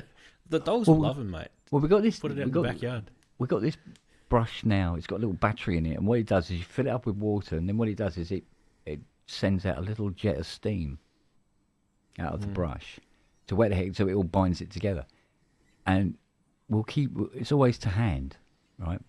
And if he's walking by, just turn it on quick like that. And as he comes by, just go. I'm not kidding you. You can't see the brush. It's just a huge mass of hair. And there's still a bucket load of it to come out of him yet.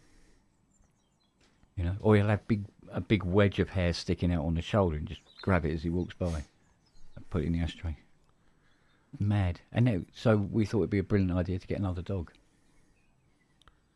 What was that 80s horror movie when they kept killing that thing and it kept, like, you cut it in half and it would, cut it in half and it would make two of them and then they'd...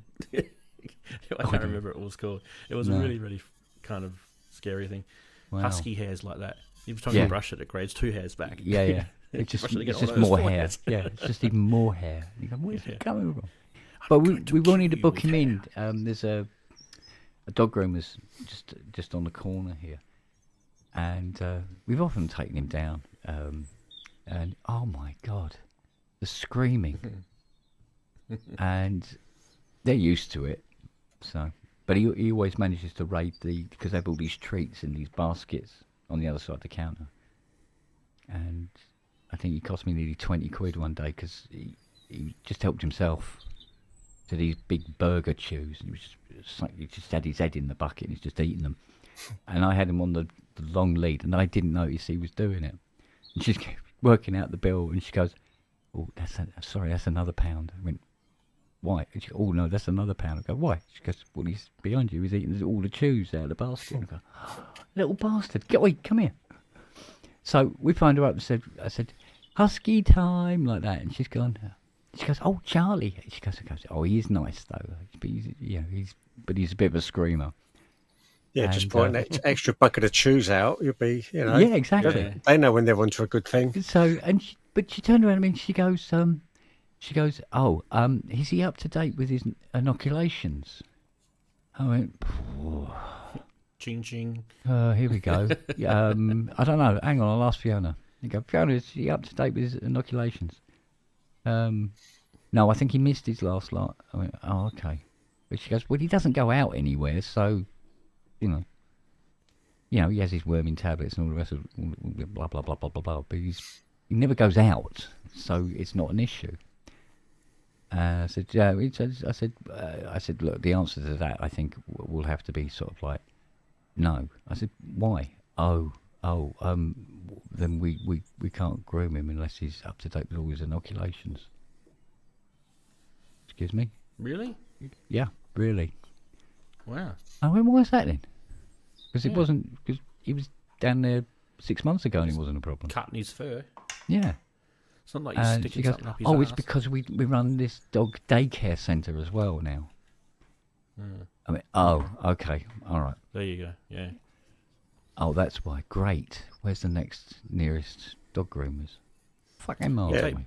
Yeah, in a way. Bonnie to the groomers. Yeah. Right, and then after she's had her haircut, right, she's habitual. She knows exactly what the next stage is. She goes around the front of the counter and she puts her paws up on the counter because she knows she's going to get a biscuit for free. Every time. I guarantee she knows. Yeah. It's crazy what they know. Oh, yeah. They remember these things. They remember everything. Yeah, That's why you you gotta can be get dog careful how you groomers, treat but 'em. funny enough, the nearest travelling dog groomer to us is actually quite a way away, surprisingly. And it's a little bit out of their purview. So I'm dusting. yeah, good man. So like I said to Fiona, I said, right, I said, we'll get him a harness and we'll just tie him to the post out the back of the on the decking, and we'll just. I mean, he can scream and shout all he fucking wants, but he's getting groomed. We've got to get all that hair out of him. Yeah. So, but we, obviously we didn't have him from a pup, because otherwise, like we've done with Lily, we brush Lily regularly whether she needed it or not, and she likes to have a brush. So we've got her used to it. So when, I think she's just starting to maybe lose a little tuft here and there. So we'll be able to take her out the back and give her or just where she is and just give her a groom. She'll just sit there and take it. She rolls on her back and lets you do her stomach and all the rest of it. Quite happy. Whereas Charlie, oh my God. Those ones that come to your house with the trailer on the back, right? Mm. I don't know about those. Bonnie has never liked them. I don't know what it is about them. If it's a smell, if it's because it's like a fiberglass trailer thing that they've got, and maybe it's too noisy for them in there, because when they put the clippers on them and the blow dryer and maybe they don't like the way the it thing rocks around. about. Yeah, I don't know. She's never liked it, but she'll go to the groomers. Yeah. Mind you, it's you can have a groomer that has, shall we say, a lower patience tolerance than other groomers, and dealing with a dog like Charlie, that would test the patience of a fucking saint, to be honest. Plus all the screaming. I mean, Keith, you know what I'm talking about. Mm-hmm. The husky scream. Husky scream. Oh, mate. Sounds like a child. It's talk about I've heard it. We've got jangle one the just nerves. 2 doors down from us. Yeah. But it's the only thing that'll make him do it. He's not interested. The rest of the time it's just and that's all you get out of him. Mm. But you take a brush to him, oh my God, you think you're fucking strangling him. They're like toddlers, mate. Yeah. I mean, Fiona did say, she goes, look, if we groom him outside in the back garden, after about 10 minutes, we are going to have police at the front door. You know that. I went, yeah, well, they can come and give us a bleeding ending, can't they? They know how to hold somebody down on the ground. You can tell the neighbour's one's up 2 doors down or whatever it is. Yeah. When it's going for a walk, it'll just yap, yap, yap, yap, yap. You can tell they've got the lead out, and it's telling, get the lead on me. I want to go. And it's put its paws up on the fence, and it's yapping, yapping, yap, yap, yap. And then you just like, hurry up and freaking take your dog for a walk. It's waking up the whole neighbourhood. It's the same so here. loud. Mate, if the postman comes to the door, everybody in the road knows we're having a delivery. Yeah. But Nellie is smart. She can hear trucks coming before we know they're coming, And it's like 30 seconds, and then this truck pulls up, and she's already in the window, and she kicks off. And she sets all the others off. I'm going to scoot, guys. All right, for it back. Got to get some things done. See you, boys. What sort of Enjoy. time are you talking there? It's only 10:10, but I've got a couple of things to do before I hit the sack here. So. Oh, that's not too bad, is it? Oh yeah, I've been up early though. I had to take the daughter to camp. She's off for the week at camp. She had to be at school at 6:30 this morning. Oh fucking hell, mate! I tell you what, a 16-year-old, I should say. She's not 17 yet. 16-year-old girl getting her out of bed at 5:30 this morning was impossible. Ooh, yeah, I can imagine. Yeah. Anyway. Once you going camping in Australia, it's sort of like, it takes a certain degree of bravery, doesn't it? Because everything out there wants to fucking kill you. They're just going to dorms. Hey, not everything wants to kill you. Have you seen quokkas and koalas and wombats? They're pretty cute looking things. Yeah, they give you TB or something, don't they? Yeah. All right, boys, I gotta go. All right, darling, look after yourself. All right. See you, Ants. See you guys. Ciao, mate. Oh, I'm going to go as well because I've had no lunch and I've got a mountain of stuff to do downstairs. So I'm going to stick the earbuds in and have a listen, and I'll maybe in later if I get everything done. All right, darling. And it's not because Andrew's turned up, honest. That's exactly the reason I'm going. He looks like he's about to have a haircut. What are you wearing? He's been about to have a haircut for the last 3 years.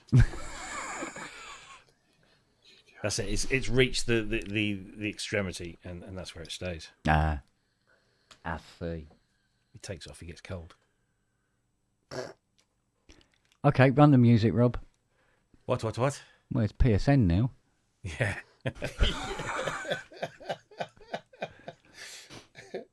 Well, I will have to run soon because I've got a call in about an hour.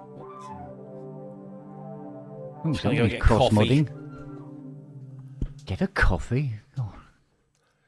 Yeah, I must admit, I've only had one today. What the hell's the matter with me? I could do with some food. Yeah, I think we all could.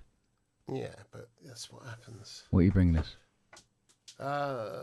Monkey sick and dog poo. It's an improvement on yesterday's. Yeah. I meant to come back in a long time ago, but I've just been diddling like you do. Diddling like you do. Sure, that was a Rolf Harris song.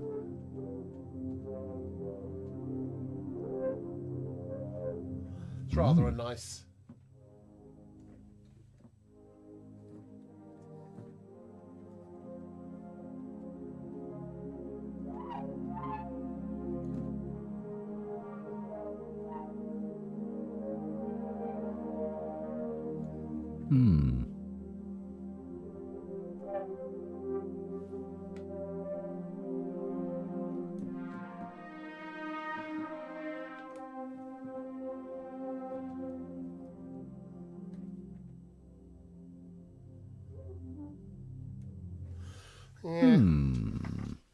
Okay. Just I know. I'm still trying to work out where the peaks and things are. It's funny with this. I've noticed that if you diddle with one, so if you set an effect like a phaser, and you set it for a really slow, insert A, insert B, whatever, and you set it for a really slow, and then you diddle around with any of the other LFOs at all, suddenly it changes the speed of the phaser and you have to do a reset. It's really, really odd. So you end up, this is once you start getting into all the control stuff. Right. It's a weird thing. But I'm quite enjoying it. So is it possible one of the LFOs is set as a master or something that you can turn on and off? Yeah, I'm sure that's the case. There's so much more here than I originally sort of understood. Oh yeah, no, I'm still seeing screens I've never seen before on it. I mean, that's rather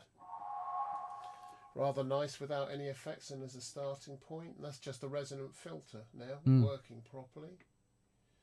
And another sort of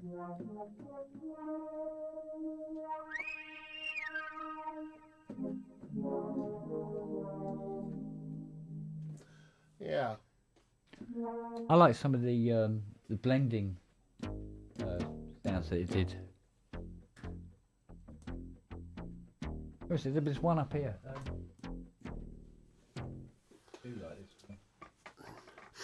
I'm just playing with nothing but the ANX engine at the moment and trying to. You got Oh, that's nice.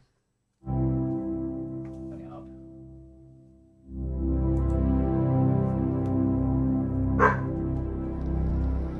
Then you can blend it.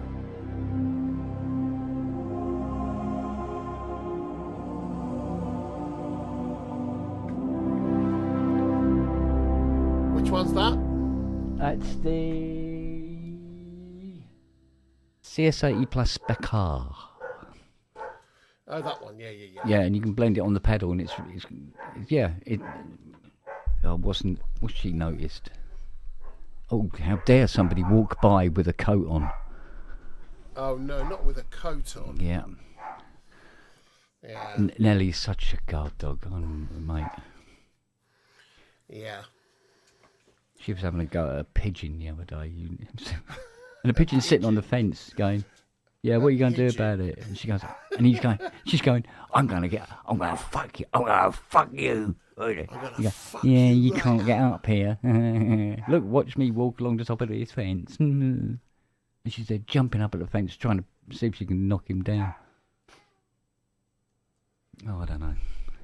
There's a bloke on Gear stage yesterday saying this was his large post and he was off to top himself. What the fuck?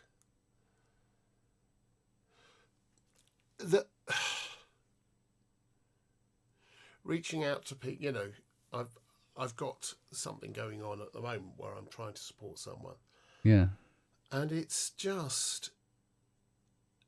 kind of, no matter what happens now, people that have engaged or try to engage or get involved with him are going to have guilt about the whole thing. Yeah. It's, yeah, that's a shame. That's a real shame. I mean, there was this analogy, wasn't there, where they say, "Oh no, somebody says they're going to commit suicide, they're not." You go, well, guess what? I can think of at least one incident where that wasn't the case. So,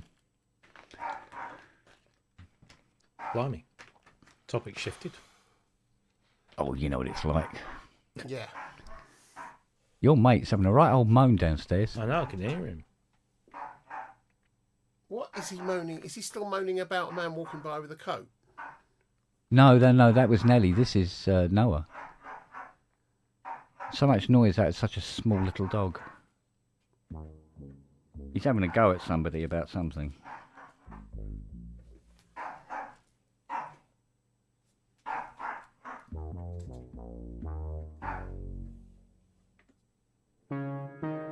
Yep.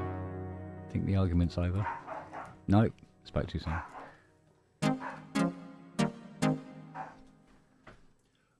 Do you come from a London? Yeah. Right. My turn to go and have a coffee, and I've got to go and shut up a small Norfolk Terrier. Well, I'm going to bugger off and get some toast. I think I'm feeling hungry, so I'll catch you in a while. Give us a minute. I'll just get a coffee. Okay. How you doing, Robbie? Working. Yeah, mostly. Yeah. But, yeah, not too bad. I'm going through that. I've not got a lot of work on, but I've got work I should do. But because I've not got a lot on, I'm doing fuck all, and I'm getting distracted and procrastinating. Yeah, same here. It's, yeah. I took my daughter to buy her first car yesterday. Oh, really? What did she get? She got a very nice little Fiat 500, or Cinquecento, as they're supposed to be called. Cinquecento. Because she's learning automatic, so she has to get an auto. There's not a lot of small, cheap, affordable cars that are automatic. Although there seem to be a few more these days, because I think everything's going that way. But she set her heart on. Apparently, Nissan did a Micra that was automatic, and she wanted a pink one. She's a girl. And I said, well, you have to compromise a little bit, because I think pink ones are going to be quite rare as it is. And it turns out that spray it. Well, get a white one, spray it pink, but or have it wrapped, whatever it is they do. Yeah. But it turns out the pink ones apparently are imports. They didn't make it as a pink car in the UK. It was a thing in Japan. So anyone that you see any one of those pink ones you see in the UK are generally Japanese imports, which for the most part are probably quite all right. but there's no history beyond the date they were imported into the country, and so you don't really know what might have gone on under the hood. Yeah, there's quite a few of those around, aren't there? And then when she found sort of alternatives, they would that were in sort of within her price range, they were generally Cat S or Cat N insurance jobs. So I'm like, but again, you don't, unless you've got all of the history of the paperwork, of the work that was done to bring it all back into line, I'd steer clear. So she, like, every few days she'd come down and says, "How about this one?" I'm like, "No, it's going to." And eventually she found one in just outside of Colchester, which is only about sort of half an hour down the road. And it's a bloke who's got his own little dealership. He's had it for quite a few years, and he specialises in selling Fiat 500s. So he's got about a dozen Fiat 500s on the forecourt, varying makes, various models and trim levels. And one of them was an automatic with the little 900cc twin cylinder engine, which is turbocharged and gives you 85 brake horsepower from this little 2-cylinder engine. Apparently the next one up, like the 1.2, is not turbocharged and gives you about 10 brake horsepower less. Yeah, and they have troubles getting. I drove one through Bristol, one of those through Bristol, and it didn't get up some of the hills. It was. Yeah, we don't have that problem around here. We don't have any hills. And then I tried. I mean, talking of automatics, I tried the electric as well. I liked the electric, apart from the fact it didn't have memory seats, so you couldn't position it. And even with just 2 pedals, there was no room in the foot pedal. The footwell. I found that yesterday. Well, admittedly, I'm used to a much wider car, but it was a little bit cramped down there. But I mean, she's tiny, so it won't be a thing. Fine, but little 0.9 twin air turbo. It's got some oomph to it. You put your foot down, it goes 70 to the gallon. Apparently, it's her insurance. I mean, she's not even passed a test yet, and she got fully comprehensive insurance for 370 quid for the year. You're freaking joking! No, because it's such a. I mean, she's obviously she's 21. She's female. She's driving a tiny little Fiat. So it was all winners all around. And of course, the tax on that is £20 a year. So she's a very happy young lady. Well, she will be on Saturday when we go and pick it up. So, great. But it comes with full service, 1 year's MOT, warranty, and that, isn't it? And inside it's got aircon, it's got Bluetooth, nice little digital dash. Yeah, did you switch the aircon on in one of those? Yeah. But I was interested because the gearbox. It's an automatic, but it's actually got a manual gearbox in it. And the gear lever in the car is just basically a switch. It's an electric switch that sends a signal down to the gearbox that then does the clutch and it's a traditional manual gearbox, but with this extra bit bolted on that does the clutch and the so it's like gear a Steptronic.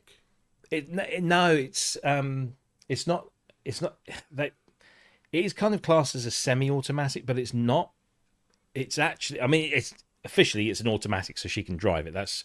But when you put it, you've only got neutral and reverse, and then you shift the lever over to the middle, and it changes the gears for you. But it's not like a proper automatic gearbox. So it's like a manual gearbox, but with this extra bit. It's called Duo Logic or something.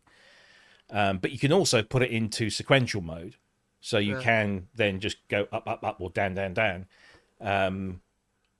which hopefully she won't be doing too much of. But the only downside is, well, I don't know. I've never come across one of these before, but apparently the only downside is that when you want to go from like reversing to driving, like if I do that in my car, I can put it into reverse, I can reverse, and as I'm still rolling backwards, I can just move the gear lever into drive, and it just slowly it doesn't even think about it, just moves. It's nice and smooth. But apparently with the with this one, the car actually has to be stopped before you can put it into, reverse or to drive from reverse. So it's just little things she'll have to get used to. But she's happy, and it's a cool little car. Yeah, I like the inside. The inside is really quite nice. It's very stylish. What year is it? It's a 2011, but it's only got 50,000 on the clock with a full service history at dealers. So, yeah, it's immaculate. So she's very lucky. For her. That'll do. Yeah. Well, hopefully, what it means is she can she can take herself to and from work now. Brilliant. And also she can start looking for jobs outside of the local area because now she can drive. So do you know what he was barking at? Go on. He was on his own. I was going to say somebody left him in the kitchen. Yeah. So Fiona came upstairs, and that was what all that barking was about. Where have you gone, Dad? Where have you gone? You're a little mook, aren't you? Eh? Hmm? Yes, Wags. I saw somebody took delivery of one of those SB ones. Finally. Been a long time in the making. Oh, there's something new coming to Kickstarter, which hopefully I'll be able to talk about very soon. But it's very exciting, yeah. It's their first ever product, as in musical instrument product, and they got in touch and said, "What do you think?" And I said, "I think that sounds fucking brilliant." And they said, "Do you want to test one out?" I said, "Yes, please." So he's sending me a prototype, and I'm going to make some video content for him, and we'll share that exclusively on the chat. And, that's cool. Cool. Always. And then he's going to start. He's never done a Kickstarter before, and I said, "Well, I can't really help you in that department because I've never done one, but I know people who have, and it's not as scary as it might first seem." So he's going to do one, all hand built, all fully analog. Your mother. It depends how much effort you put into it. You've got to be organised, and there are ways of making it more successful. And I've been crampy, and you'll just fall asleep. I think he just wants to basically be able to build them, knowing that he's got people paying money for them. Yeah. And then the idea, I think, will hopefully be that it becomes just a product that he can put out to scale it up. So. Yeah. I was talking earlier about the Mask One demo, the pinging the resonance demo. Oh, that's very good, isn't it? I like that. I love the guy's way of demoing that, and it gave me a whole bunch of ideas. So I've been just binging away, trying different things on the M8X. It's different, doesn't do it in the same way, but it's an extraordinary. I really like his manner and the way of presenting stuff. It's really good. Really, really good. And yeah. I know. It's a good thing. The mask, it really is. I know. Yes, I keep looking at it over there, thinking I should dig it out every now and again, but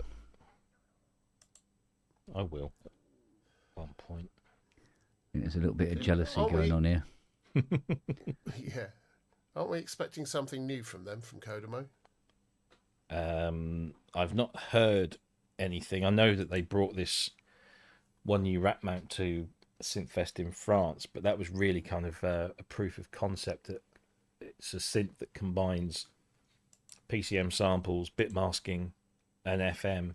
That's right. So it's kind of like a hybrid sort of modern day version of an SY99 or something. But it sounds very nice, but he was quite adamant that this wasn't a demo or a production or a prototype. This was just a proof of kind of concept. So is that straight up? Sorry, what? Is that straight up? What It's Kissing the Machines put?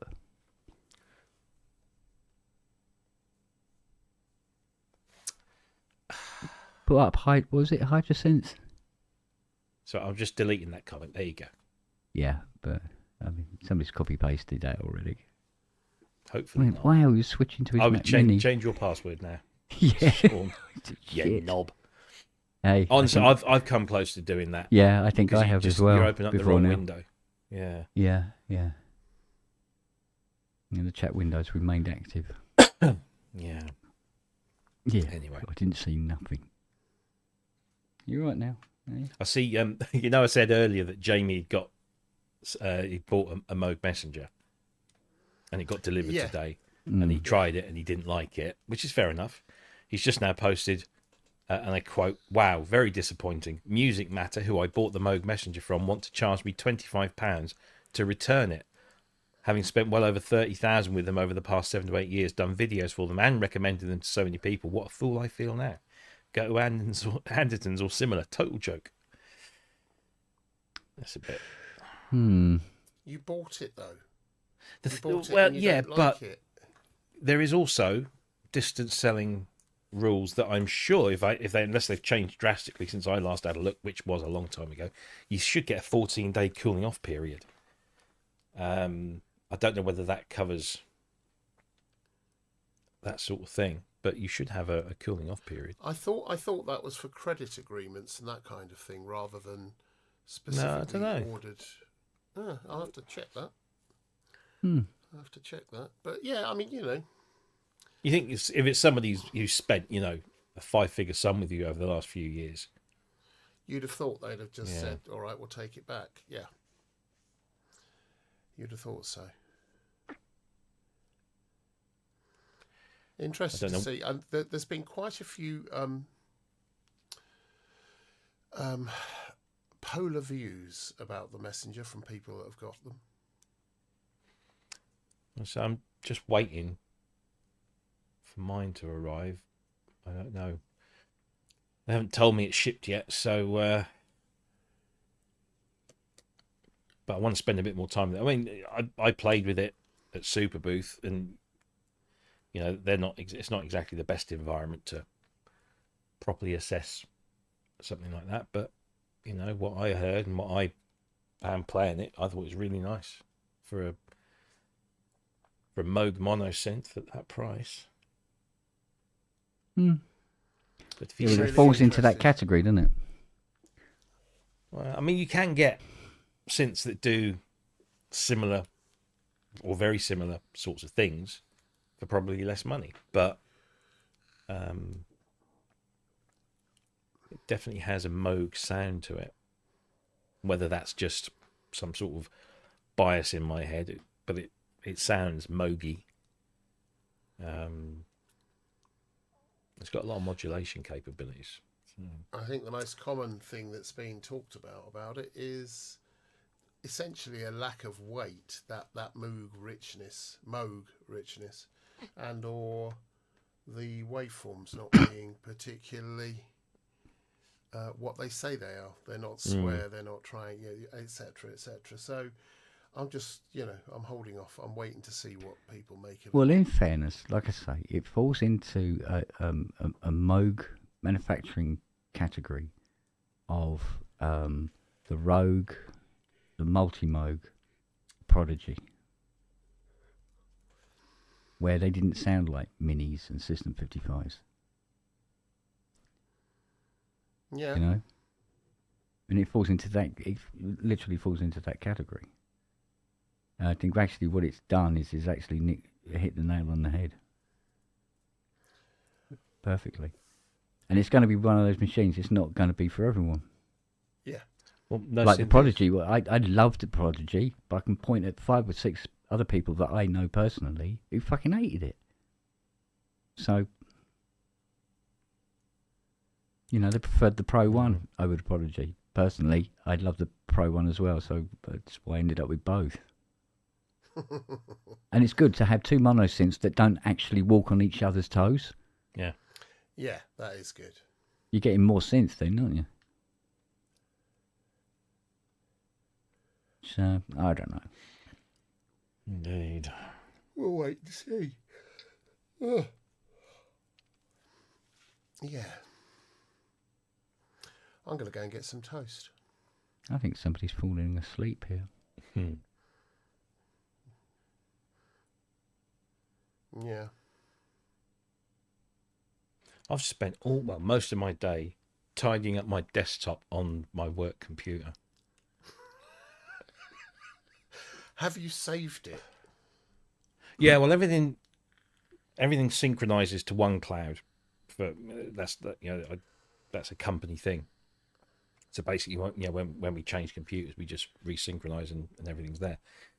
So everything's backed up anyway. But it's like I've got so much just saved. Whenever I say I'll just save it to the desktop, I'll move it somewhere later, and then you get more and more. I had about 100 icons, either files or what have you.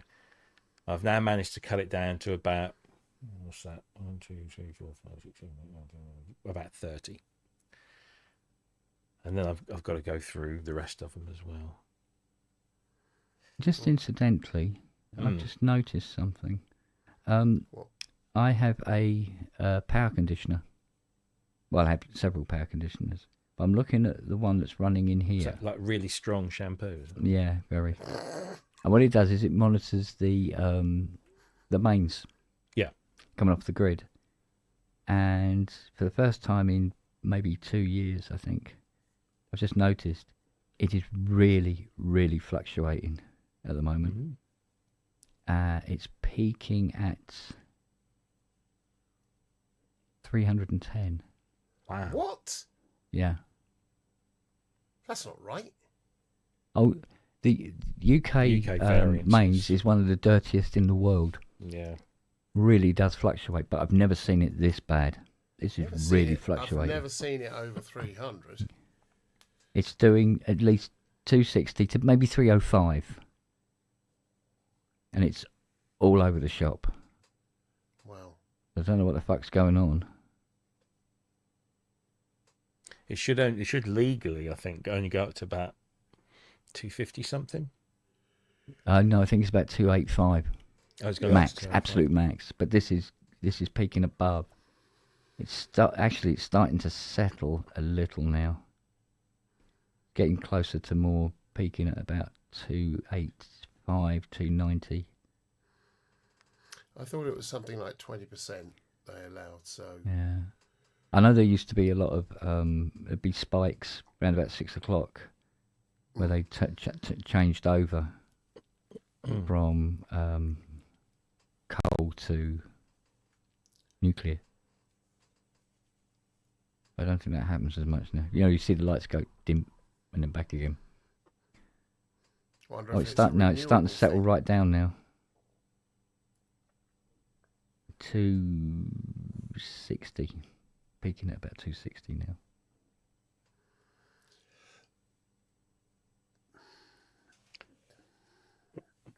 No, I don't know what the hell was going on there, but that was going right up. Yeah, that sounds very weird. I don't think I've never seen it over 300.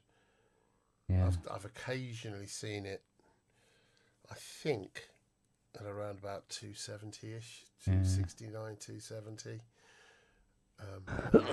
It's probably been worse than that before now. Yeah. I've seen it as low as 210. But I tend to keep my eye on the phase. Yeah, it's settled right AC. Back now. It's settled right back. Isn't that odd? Yeah, it's sitting around 2.4, 2.45. Thereabouts. Yeah. Weirdy woos. Putting some strain on a few.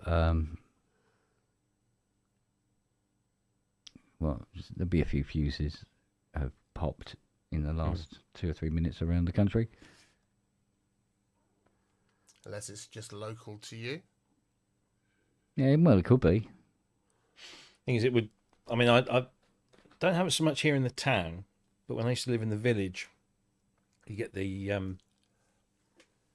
fuses would trip. Yeah. Or the RCD would trip. Yeah. With especially if everybody putting their oven on at the same time in the afternoon, sort of thing. No explanation whatsoever. Yeah,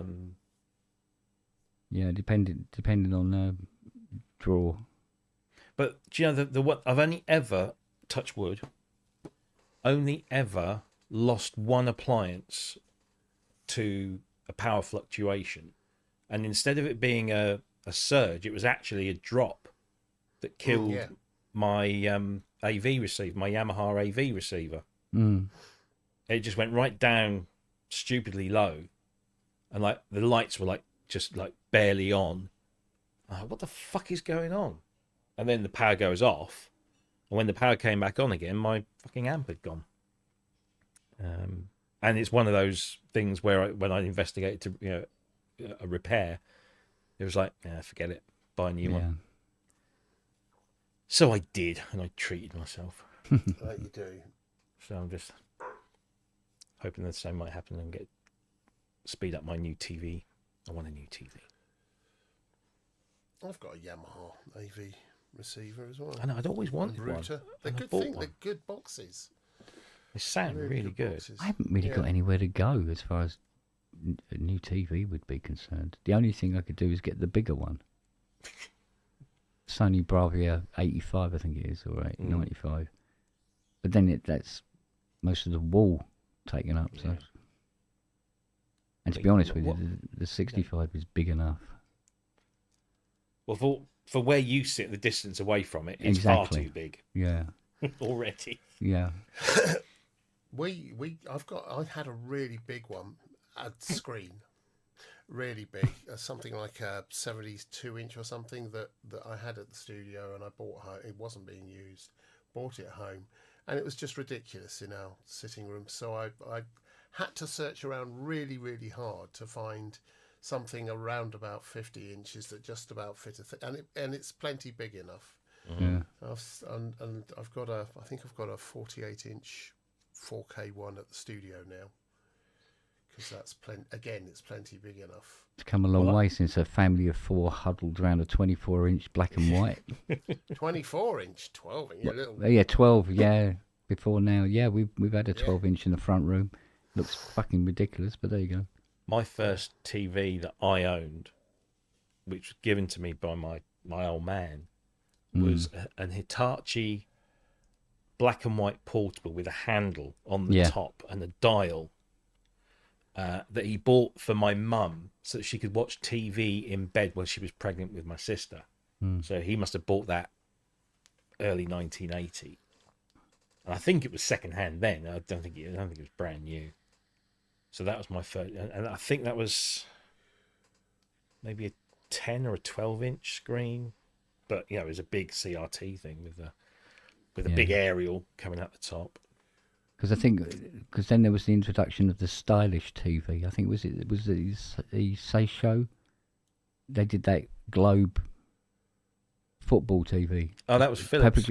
Was it Philips as well? It was Philips. I think so. They didn't. I mean, Seisho did one as well, didn't they? Seisho were Dixon's own brand. Oh, they probably just jumped on the bandwagon then. Seisho, yeah. Well, Seisho. This is the crazy thing. Back in the 80s, you had all these on high street retailers knowing that the Japanese were literally taking, Sony were taking over everything, JVC. So what they wanted to have was a brand that sounded like it was Japanese, but actually it wasn't. Yeah. So I think Seisho was one. There was another one I can't remember. So Dixon's and Curry's was Seisho. Right. And they all came up with these. But then you had the guy. There's a guy. I think. What was his bloody name? It was the funniest thing. So I used to work at Argos. So in the 80s, we'd have piles of Goodmans, Bush. What was the other one? There was three of them. Goodmans, Bush, and another one. No, it was. What the fuck was it? Anyway, Hitachi. No, it was all these old traditional British names. So Bush radios and Goodmans, and there was a third one. I can't remember what it was. And I was the warehouse manager at this particular store, and we got a phone call because Argos, they're very clever. They never owned any of their retail outlets, ever. They were all leased. So that if the company ever was threatened with a takeover, there were no assets to strip. So it kind of made them less attractive. Still, they got taken over anyway. But so every now and again, you'd have somebody, the lease, the lease would be sold to somebody else, and somebody would want to come around and have a look at some of the properties, and they chose us one day. And this bloke comes in, he got an appointment. He's suited and booted, and he's got his legal advisor, blah blah blah, and he's just having a look around. And he comes up the stairs, and I sort of acknowledge him, and he looks over and sees this pile of all of these 14-inch portable TVs, Bush and Goodman's. Alba, that's the third one. Alba, Bush, yeah, Goodman's, okay. and Alba. And he goes, he says, how many of these do you sell? I said, about as much as we take back. And he laughed. And I thought he just got the joke that, they were cheap, nasty crap. He said, that's my brother owns that company. He bought those names when they went out of business. And then he basically has them all made up in Taiwan or China or where, the Far East somewhere. And he just throws this badge on, and he relies on a generation of people who remember those when they were good quality British made products, but they just buy them. And he says he takes loads of them back, but he sells way more than he takes back, and he makes a fucking killing. And I was like, wow. And then, ironically, about 10 years later, Argos bought all those brands. And so they brought them all into... So they were still being made out in China or whatever, but they were established brands within Argos. So Bush, Goodman's and Alba. Yeah, there were those three. Right, in which case... Go and make your bloody toast. I'm going to go and make my toast. See you later. Bye. Bye. See you tomorrow. Oh, I don't know. I remember selling big TVs when I was at Powerhouse.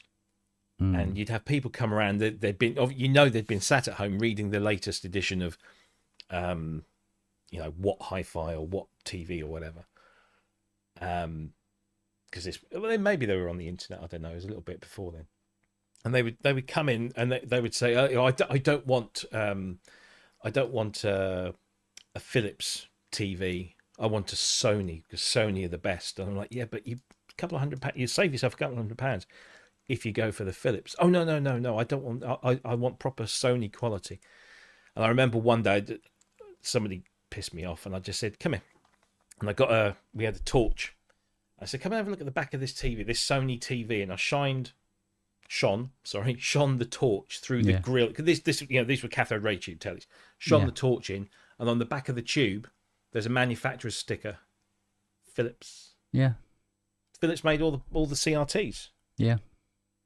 So, and it's just like LG and Samsung, and there's a couple of other brands. They're all LG panels. Samsung TV, LG panels. Yeah. I don't know if it's the same now. It certainly was back then. Yeah. But people just get this thing about brands. Philips were making tubes for anybody who wanted them, essentially. And because it was such a pain in the ass to set up a manufacturing process to make TV tubes, buy them from Philips. They're selling them. Yeah, absolutely. But it happens everywhere. When I worked at the Co-op, which was many, many years ago, I remember speaking to the Procter & Gamble rep. See, the Procter & Gamble rep would come around and make sure that we were displaying all of their products properly and giving us some free samples to give away and what have you. And then they wouldn't necessarily order for the store, but they would do a little sort of mini stock check to make sure that we've got everything that we needed. And they would go around and obviously they tick off, they tick off all the known Procter & Gamble brands, like Ariel and Bold, Comfort, all of those kind of washing things. Fairy Liquid was a Procter & Gamble. And then further down, Co-op own brand. And even some of the other less or sort of, lower value brands, all made by Procter & Gamble. Biscuits, McVitie's made, I don't know if they still do, it was a long while ago, but McVitie's used to make Co-op biscuits. So buy Co-op biscuits because they're made at the same place. They might, one or two of them might be a bit more broken than the others, but they're essentially the same fucking biscuit. Yeah, I mean the Co-op rich teas were as good as any other rich tea you could get. Yeah. Yeah, so it happens, like who was the other one that did? Oh, I can't remember. I can't remember who it was. That Mars was one, because Mars, back in the day, Mars was chocolate, Mars was confectionery, but also Mars was certain brands of coffee and other things, other sort of like savoury foods and stuff. Yeah, but so but a lot of companies always were diversifying into other areas. I mean, my brother-in-law works for a company in Manchester that make paper products, tissues, toilet roll, kitchen towels, all that kind of stuff, and all that lot. Yeah. Yeah, and he every time he comes over, he says, "Here you go," and he just chucks like a 24 pack of toilet rolls and a 6 pack of because he gets them like dirt cheap or for nothing. Yeah, and every time he comes over, it's like. Was it Charmin? You know, the one with the bears on, and then there'll be some other Juan Sheet and all this kind of stuff. And he's all these different brands. And I said, surely he said, no, we make all of those. We just use a slightly better, weave or a slightly better pulp on certain things. But most of the time, it's all the bloody same, just different pattern on it, and you stick them in a different package. Yeah. So it still goes on. Yeah, it's like back in the day. I mean, like, Glaxo, they would. You could get because Ray would bring in bits and bobs from the car from Glaxo because he's always getting given stuff, and he goes, "Oh, yeah," and because Mum's going, "Oh, I don't know any Glaxo products." He goes, "Yes, you do." She goes, "No, I don't know anything called Glaxo," and he comes, Domestos and stuff like that. She goes, oh, "This isn't Glaxo." She goes, "Look on the back." GlaxoSmithKline. Oh yeah, just right at the bottom. Glaxo. She goes, "Oh, I didn't know." Yeah, we didn't. In fact, synthesizers is one industry where, correct me if I'm wrong, apart from chip manufacturers, where many companies use, a standard set of chips from a particular company. Yeah. There's very little sort of, if any, of that. There isn't a great deal of cross-pollination going on in the synthesizer in the neck of the woods. Not in terms of one manufacturer is making products for another. I mean, I remember Baldwin in America did a deal with EMU to release Emaxes, the 1 and the 2, as Baldwins. So they were Baldwin digital instruments or something. But it was it was just basically an Emax or an Emax 2, but with Baldwin on the front or the back. Yeah, it certainly did happen. What was the other one? For sure. Hohner, very famous for making guitars and stuff. Yeah. Did a range of instruments, essentially Casios. Yeah. Just rebranded Casios. Yeah. Oh yeah, no, there was a fair bit, but nothing like some of the big multinationals do. I mean, you wouldn't batter an eyelid if if you read somewhere that Cadbury's make chocolate and also anti-aircraft missiles. Yeah. Do you know what I mean? It wouldn't be you wouldn't batter an eye. Yeah, it wouldn't surprise me in the least. So. Yeah. Oh yeah, Reckitt's. What they were called Reckitt's? They were called Reckitt's something else, weren't they? When I were a lad. Yeah, Reckitt's did a lot of household stuff. Yeah. Yeah. I think Jacobs do a lot of diversifying as well, don't they? Possibly, yeah. Although, who owns Jacob, the brand? Oh, yeah, now it's probably moved on and it's now part of another conglomerate. Yeah, as the smaller guy gets beaten up by the bigger guy, kind of thing. But, yeah. But I mean, like we were saying on the show last Friday, when we told the story about how David Friend sold Lock, Stock and Barrel, the Arp Chroma. Yeah. To Rhodes. That's it, Reckitt Coleman. And for just such a stupid price. Yeah. Because I think the idea was to try and save the company, but if you're trying to save the company, you don't sell something that, for less than half the value of the actual stuff you're selling. Try and get at least the price, that it's actually cost the company already. Unless time was a factor. As far as I understood, he never forgave David. Here you go. The next instalment in the Jamie / Moog Messenger saga. Oh, right. Okay. So he bought one. He's had it. He's tried it. He doesn't like it, so he's going to send it back. Music Matter want to charge him £25. He's been on the phone to one of their salespeople who has just offered him out for a fight. Literally, has said he's been verbally abused by some Liverpool fella from Music Matter wanting to meet me to have a fight because he wants to send his thing back and not pay the 25 quid. I mean, all right, believe in your product, but fucking hell. Well, it's the retailer, isn't it? Yeah. Well, yeah, it is Wagyu. Yeah, it's mental.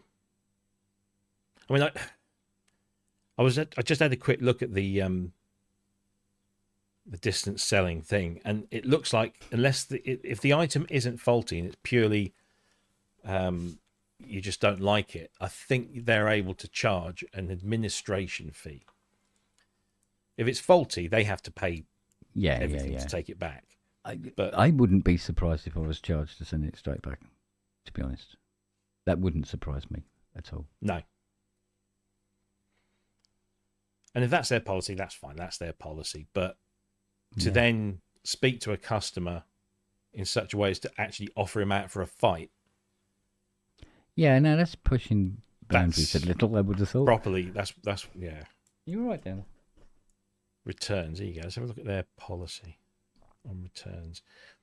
At Music Matter, if you're dissatisfied, you can return it within 30 days, providing it arrives back in an as-new condition.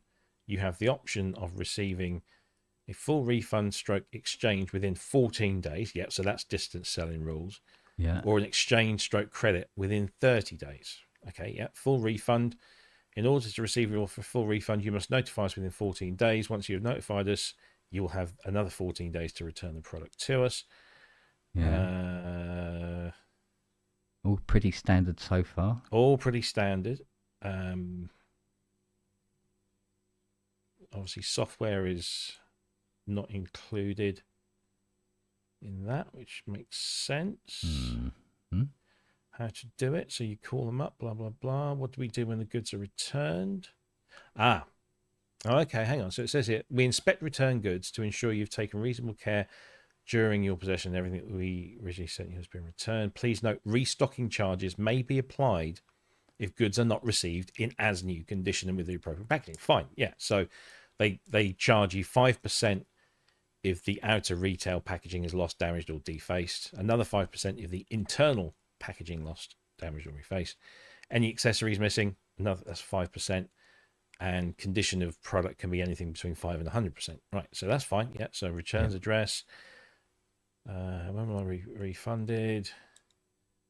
Your statutory rights, blah, blah, blah. There is no mention on here anywhere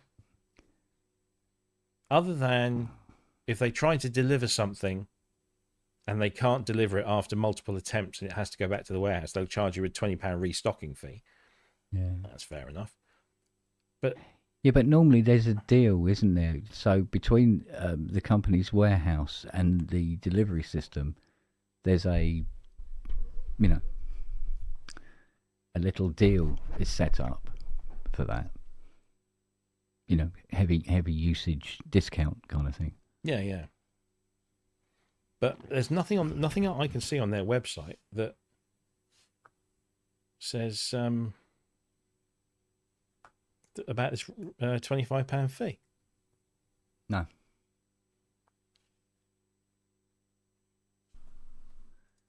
I mean, I would, if they said there was a restocking fee, then fine, okay, yeah, whatever. And put it down to my stupid fault for buying something without reviewing it, and considering it enough.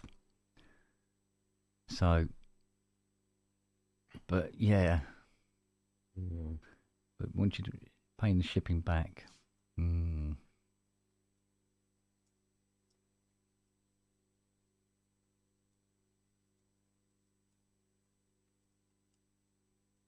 considering how much he's done for the company in the past before.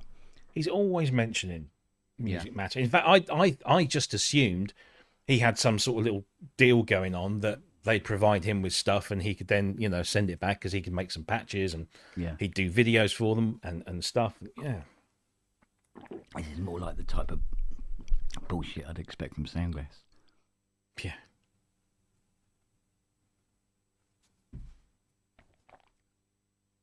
You all right there, Fluff?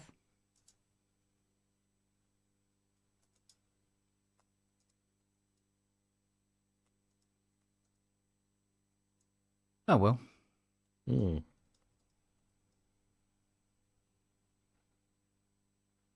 We'll probably get a more detailed update on Sunday. Mm. I mean, that's if he's doing his show. He did go on hiatus for a little while, didn't he? Yeah. I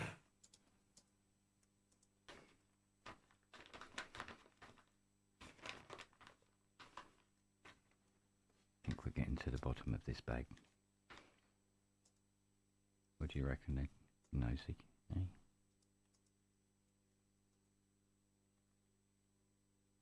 I've got to be careful with this one because sometimes he just suddenly shifts his weight. Right. If my arm isn't in the right place, and boom, down he goes. And you're getting a little old for be dropping that far, mate, aren't you now? Hmm? Ain't you, old fella? I've got, actually speaking of Jamie, I've got his new Behringer Wave sound pack to try out. Oh, okay. Today. It's funny, there's a couple, there's him and German guy, goes under the name of the Synth King. He released a pack for the Behringer as well. For the Wave, sorry. I see. Yes. It's funny because when I got to be sort of like online friends with Simon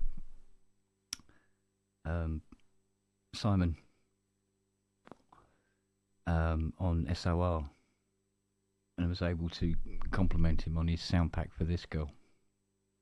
Oh, Scott, you mean? Yeah, Scott. Sorry, yeah. Yeah. We'll talk about Simon. Who am I thinking of now? Yeah, old Scotty. And Scotty.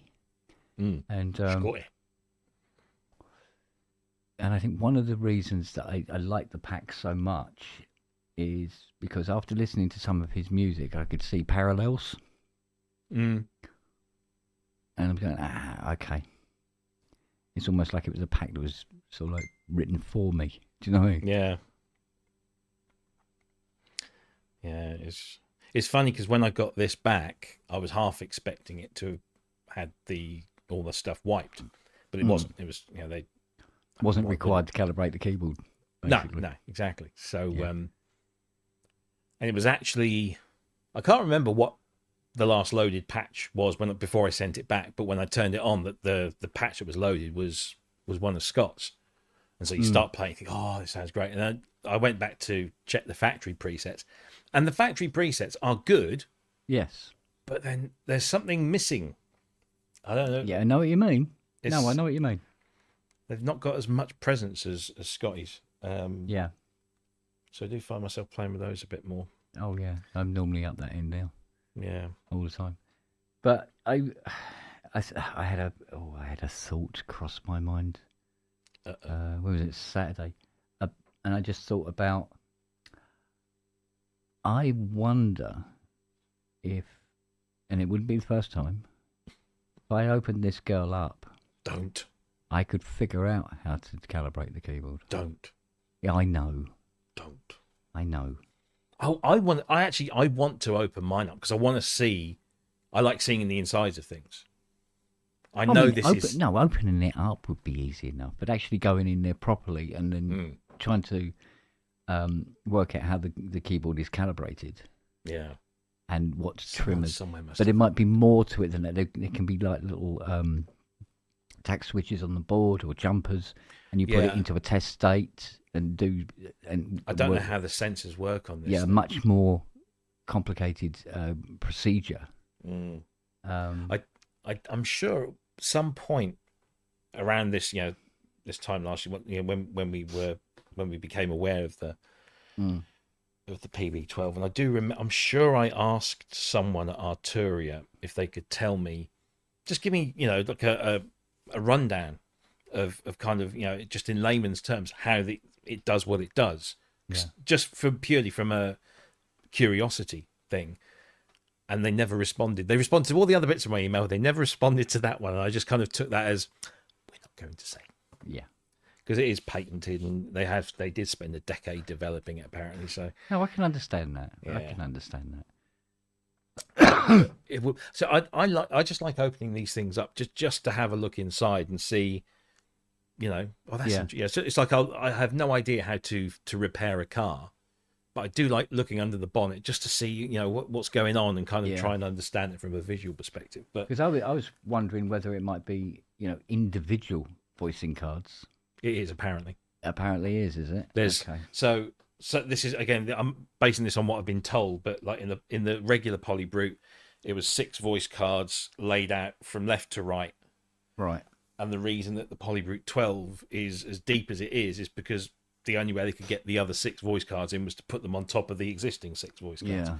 So it's 12 voice cards stacked, apparently, which would make sense and why they've kind of opted also for that suggests that they would be doing voice swaps for warranty repairs.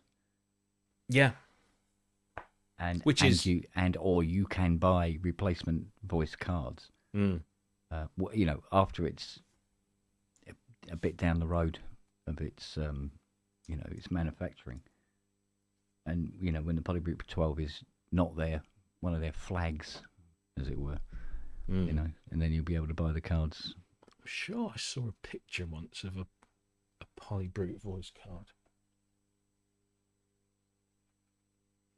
But if it's taken them 10 years to develop that keyboard, I can understand them wanting to keep that under their belt. Well, the story I was told from somebody at Arturi was that they set out to develop this this polyphonic analog synthesizer. The project started 10 years ago, and the aim was always the final goal was what we see in the Polybrute 12.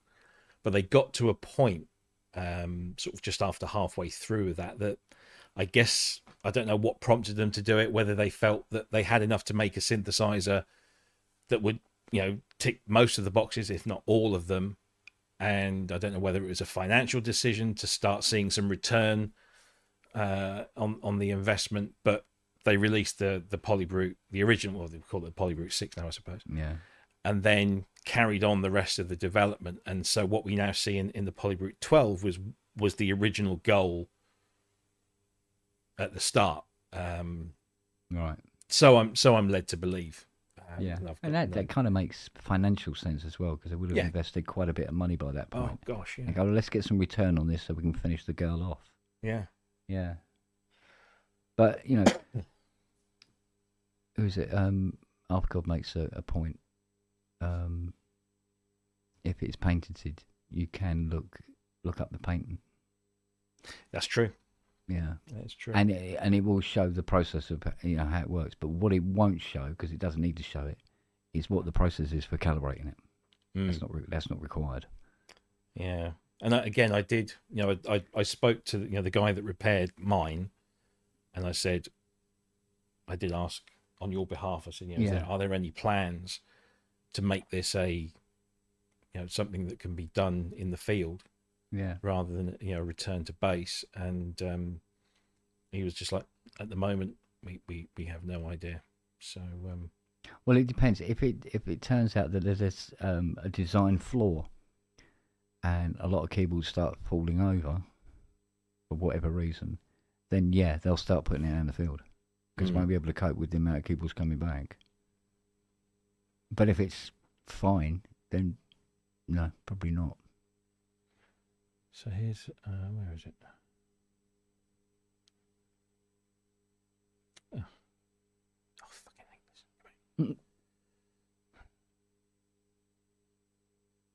this. So somebody has done a teardown of the original Polybrute. Yeah. There you go. Get the pictures up here now.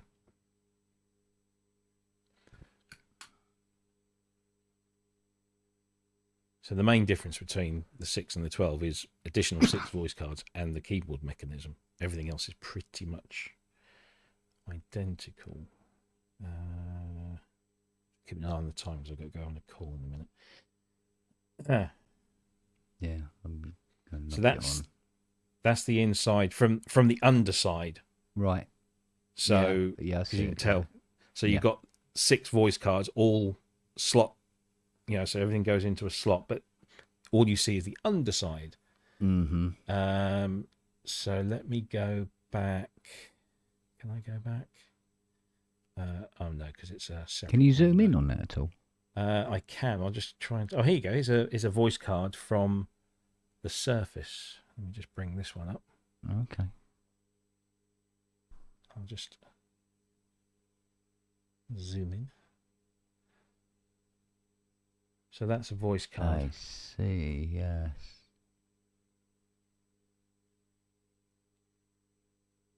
Okay.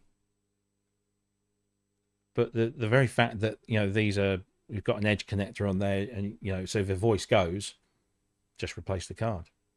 Yes. Yeah. Exactly. Because it's all surface mount in it, so Yeah. it's going to be. See, that was always the idea behind the memory moog as well. Although it come to the point where you couldn't actually buy the voicing card separately anyway, even though it was designed that way. And that's a close up of the underside of a card. Yeah. And then they all interconnect into each other in a poly chain.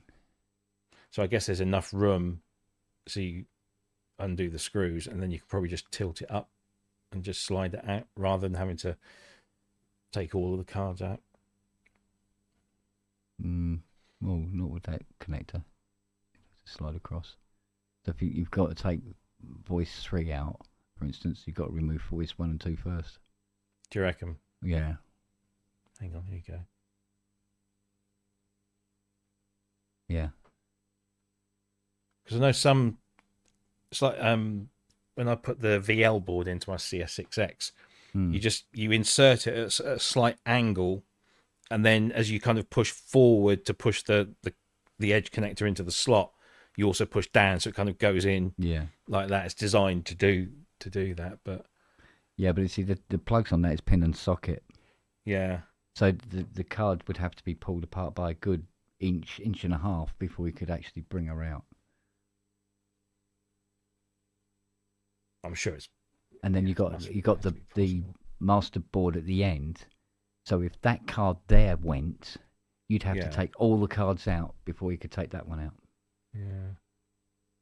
So everybody's hoping. Oh, I hope it's voice card 1 that's gone. I hope it's voice 1, because that'd be. But still, the very fact that it's not all on a single board. Yes. Means that if a voice does go. Yeah. It is a better, cheaper way of doing things. It's a bit of a ball ache to do, maybe, but it's doable. Yeah, but you see, the other thing is the price of a board that big is exponentially more expensive than making smaller individual boards, especially if they're a recognised size. For instance, 9x6. The fiberglass cutters, have that template. And if you want a weird sized board, it costs a little more. We're talking micro pence, but it soon adds up after you do 1,000. Yeah. And big boards just cost more. Looks like it's got a resistor array or something. I can't really make it out, but there's sensor boards. I was just noticing this little board here, which is connected to the. So this thing on the left here is the Morphe. Yeah. Which is, the block. So it's. Do you know what? I think this Polybrute 12 might be calibrated by software. Could be. I mean, this is a 6. This isn't a 12. Oh yeah, I know. But looking at the design of the boards, and I'm going, do you know what? Do you know what you don't see anywhere? A trimmer. Oh, yeah. Well, when you calibrate this, it's all done through the software. It's going to have to be, so you have to have the software that communicates probably via the USB socket. You put it into a test state, and then you adjust the keyboard. So opening it up wouldn't make the slightest fucking bit of difference. Interesting. Which means, yes, it's very much a return to base. But task. What I like about that is the fact that it's a modern day polyphonic analog synthesizer built in the same kind of tradition. Literally a modern day 80. Yeah, mate. I mean, the nods to it are plentiful, shall we say? I must check, because I did ask. This does my fucking head in. Oh, what, the ribbon? that ribbon where there is nothing there, and yet there's a ribbon. There's that little cut in the centre for the centre, yeah, for your centre point, everything. But it works the same way as the 80s ribbon does as well, and it's like, it just oozes fucking quality from every inch. It really does. It's a beautiful machine. I think it's absolutely stunning. Well, there's two new things they're bringing out in the next. Well, one of them might be this week. I don't know. I'm still waiting to hear. But there's something else that's coming, which is going to be brilliant. I think it's It's not brand spanking, new breaking stuff, but it's. Does it fall into our purview? It's something that we would like to own. Yes, I've already put my request in. Send me one of those. Oh, okay. Yeah. But the thing that's coming out, I think it's coming out this week. I was told that it might not be until a little bit later in June, but it seems that it might be this week. But that's an interesting upgrade, shall we say? Right. It'll be a lot of fun. That is true. Where he says that the wiring looms sound better tied together with string. It's true. Indeed. What can I say? So, do you mind if I put you down for a minute, because sitting here cross-legged is really getting to my legs. Yeah. Cut off the blood supply. Anyway, I've got to run because I've got a work call to jump on. Oh, work. Yeah, well, it's with me boss, so I've got to turn up. Right, well, I got shit to go and do, because I wasn't going to do a pub. I was just going to show Matt how to remove large caps when you desolder isn't man enough, and it's quite an easy process. So, but no, admittedly, he's been sensible about it. He wasn't sure, and he didn't want to break anything. So, no, always sensible. All right, and chaps and chapesses. Yes, ladies and gentlemen, take care. See you all soon. Got to do an evening pub again. Be safe. Got be to do healthy. An evening pub. I should do, shouldn't I? Yes. I should squeeze one in. Yes. I'm trying to think now. What day is it today? No, it's Tuesday. It is Tuesday. Funny enough, Thursday might be an ish. But I'll see what I can do. I can't do Thursday. I can't do. You can't do Thursday. No, because I'm out. And obviously Friday. busy. Let's do one tonight. Could do one tonight. Could do one tonight. Squeeze one in. Why not? Yeah. All right, and well, if you do, I will see you there. Excellent. I have to go. All right, Take care. Take See care, you everyone. later. See you all. Bye. Bye.